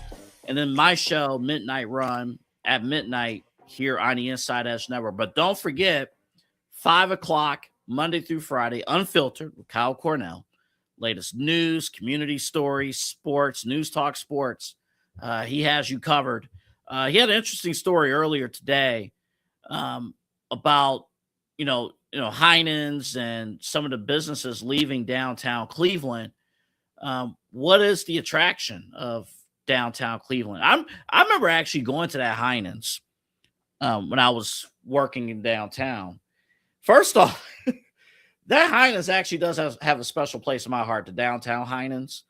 They were one of the few locations that sold the Nick Chubb cereal. You remember that? Nick Chubb, it was a promotional deal. I think this was in 2023. My screen went blank for a second on my end. Okay, we're back. Nick Chubb had a cereal. I think this was 2023, and then the football season happened, and then the Pittsburgh game happened. But he had pretty good cereal. It was good cereal. It was trying to think of what it tasted like. It was kind of like Golden Grant, or it was something, but it was good. It was good cereal. It was kind of like a giveaway, but they had it at Heinen's. When you go inside the Heinen's grocery store in the downtown location, 2 stories, very much loaded with space. Structurally, it was a thing of beauty, to be perfectly honest. They had soups, they had stuff. It was a good place. Myself, my ex, we used to go there, for lunch occasionally at Heinen's. So, I will miss it. I will miss it. I know people who live in downtown Cleveland. It's like, it would be nice to do some grocery shopping without having to take an Uber to go out of town to do grocery shopping, and losing Heinen's that's not good. And to hear the CEO say, hey, we didn't have a workable business model to be profitable with Heinen's, like, that's tough. That's tough to hear. And honestly, to answer Kyle's question about what can come downtown, I don't know. I don't know. You could do high-priced apartments. You're going to get a certain clientele coming in if you do that, which is fine. It is what it is. But eventually, you get priced out for that. The more high-rise apartments, if your answer is more high-rise apartments, eventually you're going to run out of people. You're going to run out of tenants to be able to afford those apartments. And if people with high budgets are spending anyway, they're probably living in Westlake or Lakewood, somewhere more affluent. They're not going to downtown Cleveland. Why deal with all that stuff with downtown? And again, me personally, even if I had the funds to live in downtown Cleveland ain't for me. No. I'm just there for the events. I'm there, like, if things are going on. I have family who live in downtown, which is fine. But the second I don't have to be in downtown Cleveland, my ass is out of there. And I am perfectly fine. And I'm saying this considering that I had a morning show job there, and I did not see regular downtown traffic. Downtown is a beautiful place to drive through, like 4-something in the morning. It is. And the funniest thing, and then we'll get to the other things we got to get to. The funniest thing, I remember my favorite Guardians day games. My one regret, by the way, when I worked at downtown, I wish I would have attended more day baseball games. That was one of the first things I said. I was like, I'm going to go to more day baseball games. I didn't go to that many because I worked a second job during that time in my life, and I had to drive right back home to work that second job. So I didn't go to that many day games as much as I wanted to. But I always found it very fascinating, very fascinating. I leave work, I leave downtown Cleveland at like 1 o'clock in the afternoon. I leave at 1 o'clock in the afternoon. There's no traffic with me, but I see a car wash of people coming into downtown Cleveland to watch the Cleveland Guardians Day baseball game. And I know it's true too, because I would go outside. There's no street parking. No street parking. Oh, speaking of parking, that's the other thing. We'll get into all that another time. But that's my roundabout way of saying, watch Kyle's show at 5 o'clock Monday through Fridays right here at the Inside Edge Network. A lot of great stuff, a lot of great content. LeBron can wait. One more element here. We're talking Tom Brady and Logan Paul. And this is where I actually want to bring Eli into this conversation, because I'm not going to lie to you. All the people I have Mike Florio saying, Tom Brady, this is beneath you. Why are you doing this? I got other writers chiming in and saying, what are you doing? Why even bother with this? And Eli, I say, F all that, because I watched me and everybody watching us right now. We have watched Tom Brady for 20 years. Yeah. With Bill Belichick, not allowed to show any personality, not allowed to do anything. Right. This man, I like Tom Brady a lot more now, like the last couple of years, the last few years. Yep. Really, this is Tampa Day, because even then he was showing personality. I like him more now. Tom Brady seems like a cool dude. If he wants to take his talents to World Wrestling Entertainment and fight Logan Paul, let him be. Yeah, I mean, so let me ask these guys, Mike Florio and all these other guys. Hopefully they're listening tonight. Make sure you subscribe, like, and follow. Yes, please do. You're more than welcome to come on the show at any point in time. Yeah, we love to hear from you. Straight from the source. Was it beneath Cathausen? Was it beneath Jalen Brunson? Was it beneath Tyrese Halliburton? Was it beneath Dennis Rodman? Was it beneath? The list goes on and on. Karl Malone. All these guys. I mean, the list goes on and on. Yeah, I mean, there was a section, I know they're not all athletes, but there was a section of time in Raw's history, Monday Night Raw, where it was a celebrity host. And we had everybody from Bob Barker to Machine Gun Kelly. So was it beneath all those guys? I don't understand why professional wrestling gets this knock of it's beneath, it's some sideshow. Well, ESPN doesn't view it as a sideshow. ESPN views it as one of their big ticket items. While UFC went to Paramount, they were able to secure the WWE deal. Mm-hmm. They view that as a big ticket item. And that is a bigger discussion, because we just spent a portion of main event listening to Rob Rosicki talk about, what was it? Sliding ice stairs? Slippery stairs. Thank you. Okay. Slippery stairs. By the way, later this week on this show, my top 5 ESPN Ocho sports. I mean, so my thing is, we spent that time talking about that on the Ocho. Out of all these sports, ESPN chose on their app to highlight professional wrestling. And we just went over the list of guys. And again, let's remind you, the first two I named, not you, Double A, just anybody out there that's kind of tripping on this. Let's remind you out there that Karl Anthony Towns and Jalen Brunson are your defending NBA champions. Of course, the rest of the New York Knicks as well. But if it's not beneath them in their own city, I get it, whatever. But if it's not beneath them, this is Brunson's second or third time on TV, same with Halliburton, then why is it beneath Tom Brady? For years, Double A, and I'll hand it back to you because I know you are going to cook on this, but for years, we talked about, and you alluded to it, Tom Brady being the no fun guy, the guy that just didn't fit in, the guy who went to the club and sat in the corner and drank his beer and kind of just watched as everything went on and went home. Like, Tom Brady he wasn't that guy, man. And so now we're mad that he has a personality. Double A, I learned a lot over vacation. One thing I learned is people just want to be mad to be mad. Yeah, and it's ridiculous. And pro wrestling fans are upset too about some, not all. Some are upset. And Kyle and I will address that angle of it later this week on Side Hustle, because I think that's ridiculous too. But on this end, on the sports end, listen, first of all, apparently what I learned from Fanatics Fest, Tom Brady can hoop. Apparently he can make shots from downtown. Wow. He can make half court shots. So Tom Brady is an all around athlete. So I've learned that from TB12. And listen, this is cool stuff. Now, I don't know who's going to be the heel. It'll be Logan Paul. But can Tom Brady convert himself into a babyface in front of an audience? That's up for debate.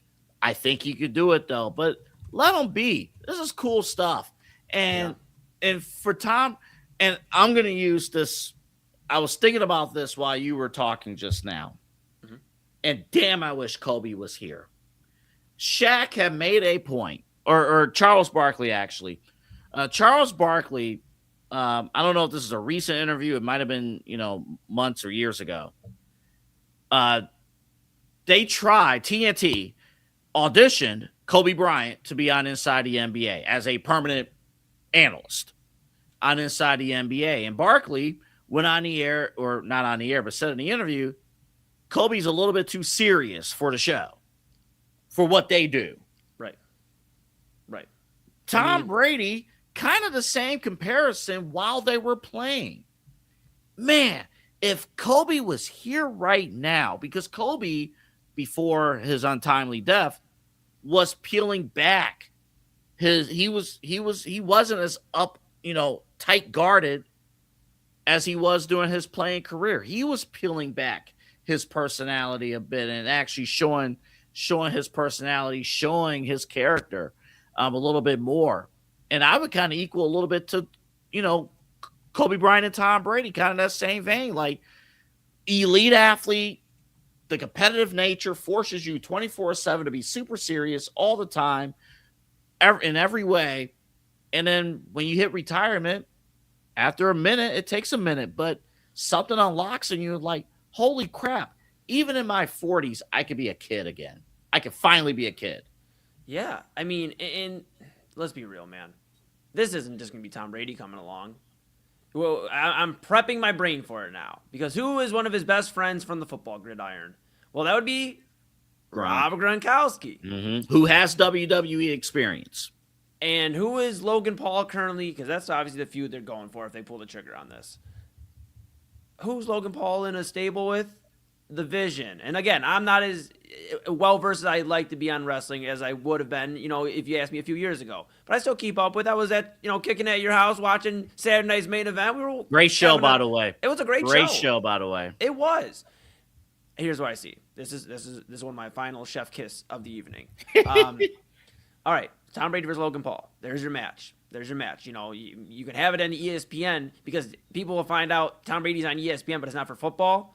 Okay, they're going to tune in. So you have him on the first hour of some big PLE. And I just looked at the WWE pay-per-view schedule just to take a look. And some of them are to be announced still. So you may be a Boston possibly or a Tampa Bay location to make it even sweeter, somewhere where he's played before. So he gets a raucous ovation. Probably Boston, I'll be honest. That would probably be the better spot. Plus Boston. Yeah, they still have a great relationship with TB12. They love him. I mean, yeah. They love him. Yeah, and you know what? And they could go crazy. Boston's a pretty good wrestling town, too. So... it could be interesting. Now, here's what I see. And I'll give it back to you to put a bow on this thing. Tom Brady versus Logan Paul, Gronk and Julian Edelman versus Braun Breaker and Austin Theory for the tag team titles. Dog, that's too many jocks. I'm just telling you. Yo, that's too many jocks, man. I mean, why not, though? The only guy that doesn't have experience is Edelman. And I guess maybe you could swap him out for somebody else that played with Tom Brady. I mean... Heck, I know Mike Evans just signed another deal, so he's probably out of the question. But what are some of these other guys doing, man? Hey, what's James Harrison doing? He was in attendance the other night. He did play some snaps with Tom Brady in New England. I'm going to hold up, time. I'm going to draw the line right there. I do not want James Harrison anywhere near my pro wrestling superstars. I seen what James Harrison has done to Browns players. I don't want him to do the same thing. Braun Breaker versus James Harrison. Not gonna lie, that would be a killer match. But I want Braun Breaker to still be here. That's fair. But it's just this is what WWE's become, though. AA. Yeah. I mean, to be honest, and it's not a bad thing. It's what they also gained a lot of exposure back in the '90s for doing stuff like this. So it's good. Here's the thing: it's not just in the old days. Oh, you just get a name just to get a name. It's Tom freaking Brady. That's what I'm saying. Tom Brady. Like, come on now. If you're gonna be able to get a deal done, get it done. We got 60 seconds. Mm-hmm. Eli, stay on the screen. I'm gonna run some teams for you. Okay. For LeBron. Okay. Because I came across this power rankings with CBS, projected power rankings for the 26-27 NBA season. And I didn't start at the top with San Antonio, the Knicks. Let's go to the bottom. That's right. Yeah, start from the bottom. Now we're still at the bottom. We're still at the bottom. We're locked in. Let me give you some teams here. Okay. Number 30 is Milwaukee, the Milwaukee Bucks. And again, they just traded Giannis. And, and Milwaukee is the Bucks. They're a story of a team who held on to their superstar for too long. And, this team is pretty much led by Miles Turner. How would a LeBron Miles Turner team look to you? Miles Turner doesn't even want to be in Milwaukee half the time. It looks No, like he based on doesn't. everything he's saying. I don't like that. I don't like that. They went from Greek freak to freak show because that's going to be terrible out there. And what? Damian Lillard is still there? Say that 3 times. No, Lillard's in Portland. That's right. He was traded back. You're exactly Yep. right. Yeah, so they ain't got shit in Milwaukee. They're betting on Jaime Jaquez and Khalil Ware. Oh, Karis LeVert's on this team? Stop. Who's 29? You got at least one more for me before we get out here. You got one more. Brooklyn Nets. That's for real what you're gonna finish with. I mean, Michael Porter Jr. and LeBron could have some really deep conversations about things they probably never even studied or researched. You know, LeBron loves reading books that he didn't read, and Michael Porter Jr. loves having an opinion on absolutely everything. I mean, everything. It could be interesting. And technically, he goes to New York. He would go to New York. He would work for Jay-Z. The Nets would get some headlines. Just LeBron. They would be in the rundown. They would be featured. A couple more teams here real quick. The Kings. I didn't believe this, but it's true. They have only made one playoff appearance in the last 20 years. But Zach LaVine? Yeah, they just lost to Rosen. I mean, they have like absolutely nothing. I mean, the Kings get the king. Yeah, okay, pass. Sabonis? Pass. DeAndre Hunter? Dude, Sacramento's like, for you. From what I've heard from California friends I have, Sacramento's like one of the least exciting cities in California. LeBron hates mundane cities. Ask him about Memphis again. Let's talk about Memphis. They're next on the on the power rankings, 27th. They don't have Ja Morant anymore. Cam Boozer. LeBron's career coming full circle. Stop. Full circle. Yeah, he just walks up and punches Cam Boozer in the mouth because he's this is for your daddy. Yeah. Your damn daddy, send your ass to Utah. Dude, boom. Dude. Hey, as long as Bron doesn't use some of the spray that Boozer used on his head that one day when he used hairspray or whatever, the spray paint. I got 3 more teams for you real Okay. quick. Chicago Bulls. I mean, how fitting. You know, he loves playing in historic legacies and franchises. He already did it with the Lakers. You know, why not do it in Chicago? He could go and be like, look, man, I'm not like Mike, but, you know, me and Mike did the same thing. We're in Chicago. What exactly is there in Chicago? They're building something interesting. They just got Nick Claxton the other day, I believe, in the 3-team trade. They got a few pieces that are Caleb interesting. Wilson. Yes. They got him from the draft. Yeah, he was really good out of UNC. I mean, and he's been spectacular. But the one thing I will say, and then we'll move on to the next team, is I love Summer League stats because everybody's like, they're doing amazing. 25 points, 8 assists, and he had 8 turnovers. We're not going to talk about the 8 turnovers. It's Summer League. That was Caleb Wilson the other day. It was like 20-something points, 8 assists or rebounds, whatever, and 8 turnovers. And they're like, he had another standout game. If he had 8 turnovers in an NBA game that meant something, he'd get his ass chewed out on all Chicago's radio. Right. I love – this is a topic for another day. I love, very sarcastically, the extensive coverage of NBA Summer League. Like, extensive coverage. Yeah. Like, we don't need to show every Summer League game on ESPN. We don't That's whatever. All right, couple more. Los Angeles Clippers.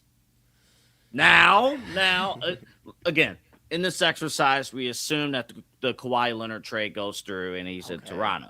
All right. One of LeBron's best friends is with the Clippers.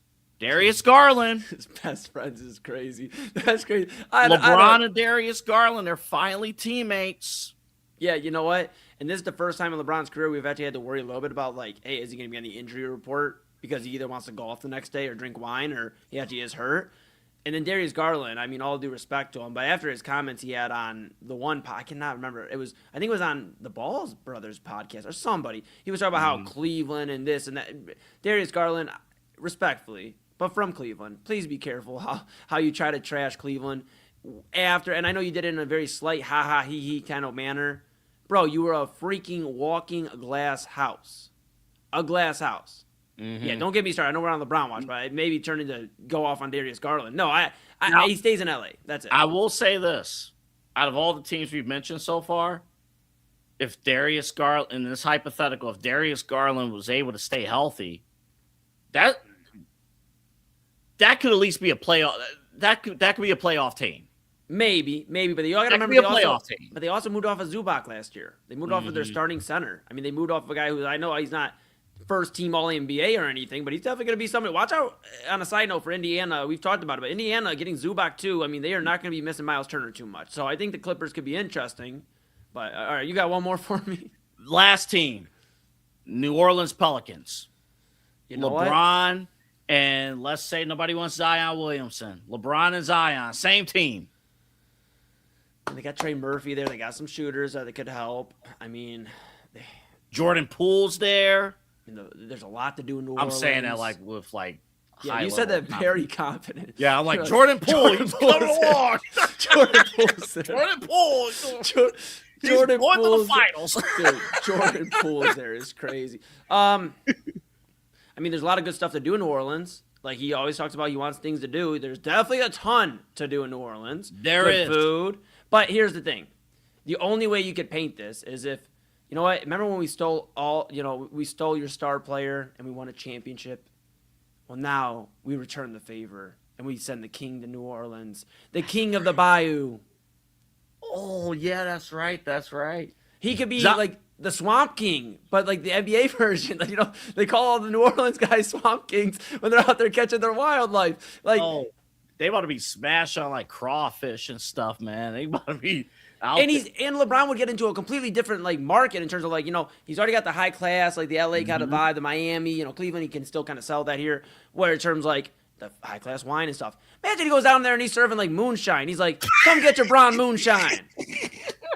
This is championship flavor, motherfucker. Like, come on. Right. Real quick on Zion, because this caught my eye here. He played 62 games last season. Zion Williamson, 62 games, averaged 21 and 6 on 60% shooting. You know what? This deserves this, actually, this time. Because I never thought I'd see a damn day where Zion almost qualified to be in the NBA awards discussion. Zion might be coming along. Is it time to have a discussion another day, but something maybe we can bookmark either for Primetime or Midnight Run? We'll flip a coin and choose who gets to talk about it. Is it time to discuss that RJ Barrett's the best player out of those top three of Ja Morant, Zion Williamson, and RJ Barrett? RJ Barrett, granted, he did not win an NBA championship. He was sent away from the Knicks to essentially upgrade their team, in the OG Anunoby trade, but he's played solid basketball. He's not a superstar, but he's played solid basketball. Well, let me follow up by asking then, are you closing the book on Zion? I closed the book on him 2 years ago. Because the stats I just read there, I believe that's his best stats. Yeah, but if you don't, I'm not trying to put you on the spot, but are you in his basketball reference right now? Are you okay? No, I'm looking at CBS Sports in there. You're good. Are you able to see how much his stats are his games? That's what I want to see, because that's what's gonna really when we pull up the real skinny of it. 24 games in 2019-20, 61 in 2021. Did not play the year after. 29 games, 22 and 23, 70. Oh my goodness, he played 70 games. Okay, 70 games for Zion Williamson. Yep, that's where he went wrong. He had 30 games the year before last, and then last year 62, as you had mentioned. Double A. So he would have only in today's NBA awards qualifier, he would have only have qualified for an NBA award once in his career. Yeah, and that's like the thing, bro. It's like in 23-24 when he played in 70 games, started 70 games. And I'm going to do one more. I know we're way over at this point. I'm going to do one more fun fact here for you. I'm going to give you a percentage here. Because you're big on availability, Double A. If anything, I am very big much on availability. So yep. Here's the first number we have. Okay, that number is 276. Okay, now these are our all starts. 70 didn't start. He did not start 7 of them. But 276. That's our number. He's been in the year 6 years, 82 games times 6. That's 492 available games he could have played in. 492, so we'll take the 276, all right, divide it, Double A. 56% of the time in his 6-year NBA career, Zion Williamson could play in the NBA game. And then the other percent chance is, well, let's take the diff. 44% of the time, he won't be on the court. Am I closing the book? The book's closed. Maybe find a new book. Well, we'll see. I mean, what 62 games last season? I mean, we'll Double A. I will put a. I'm not. Listen, Eli. I do not have all 10 toes down on this particular conversation. I was like, I'll make a friendly a friendly little bet with you here. Lunch or something that he doesn't play. He won't even hit as many games as he played last season. You got a better chance of Jordan Poole going to the finals next season than that. Dude, send us home, buddy. Send us home.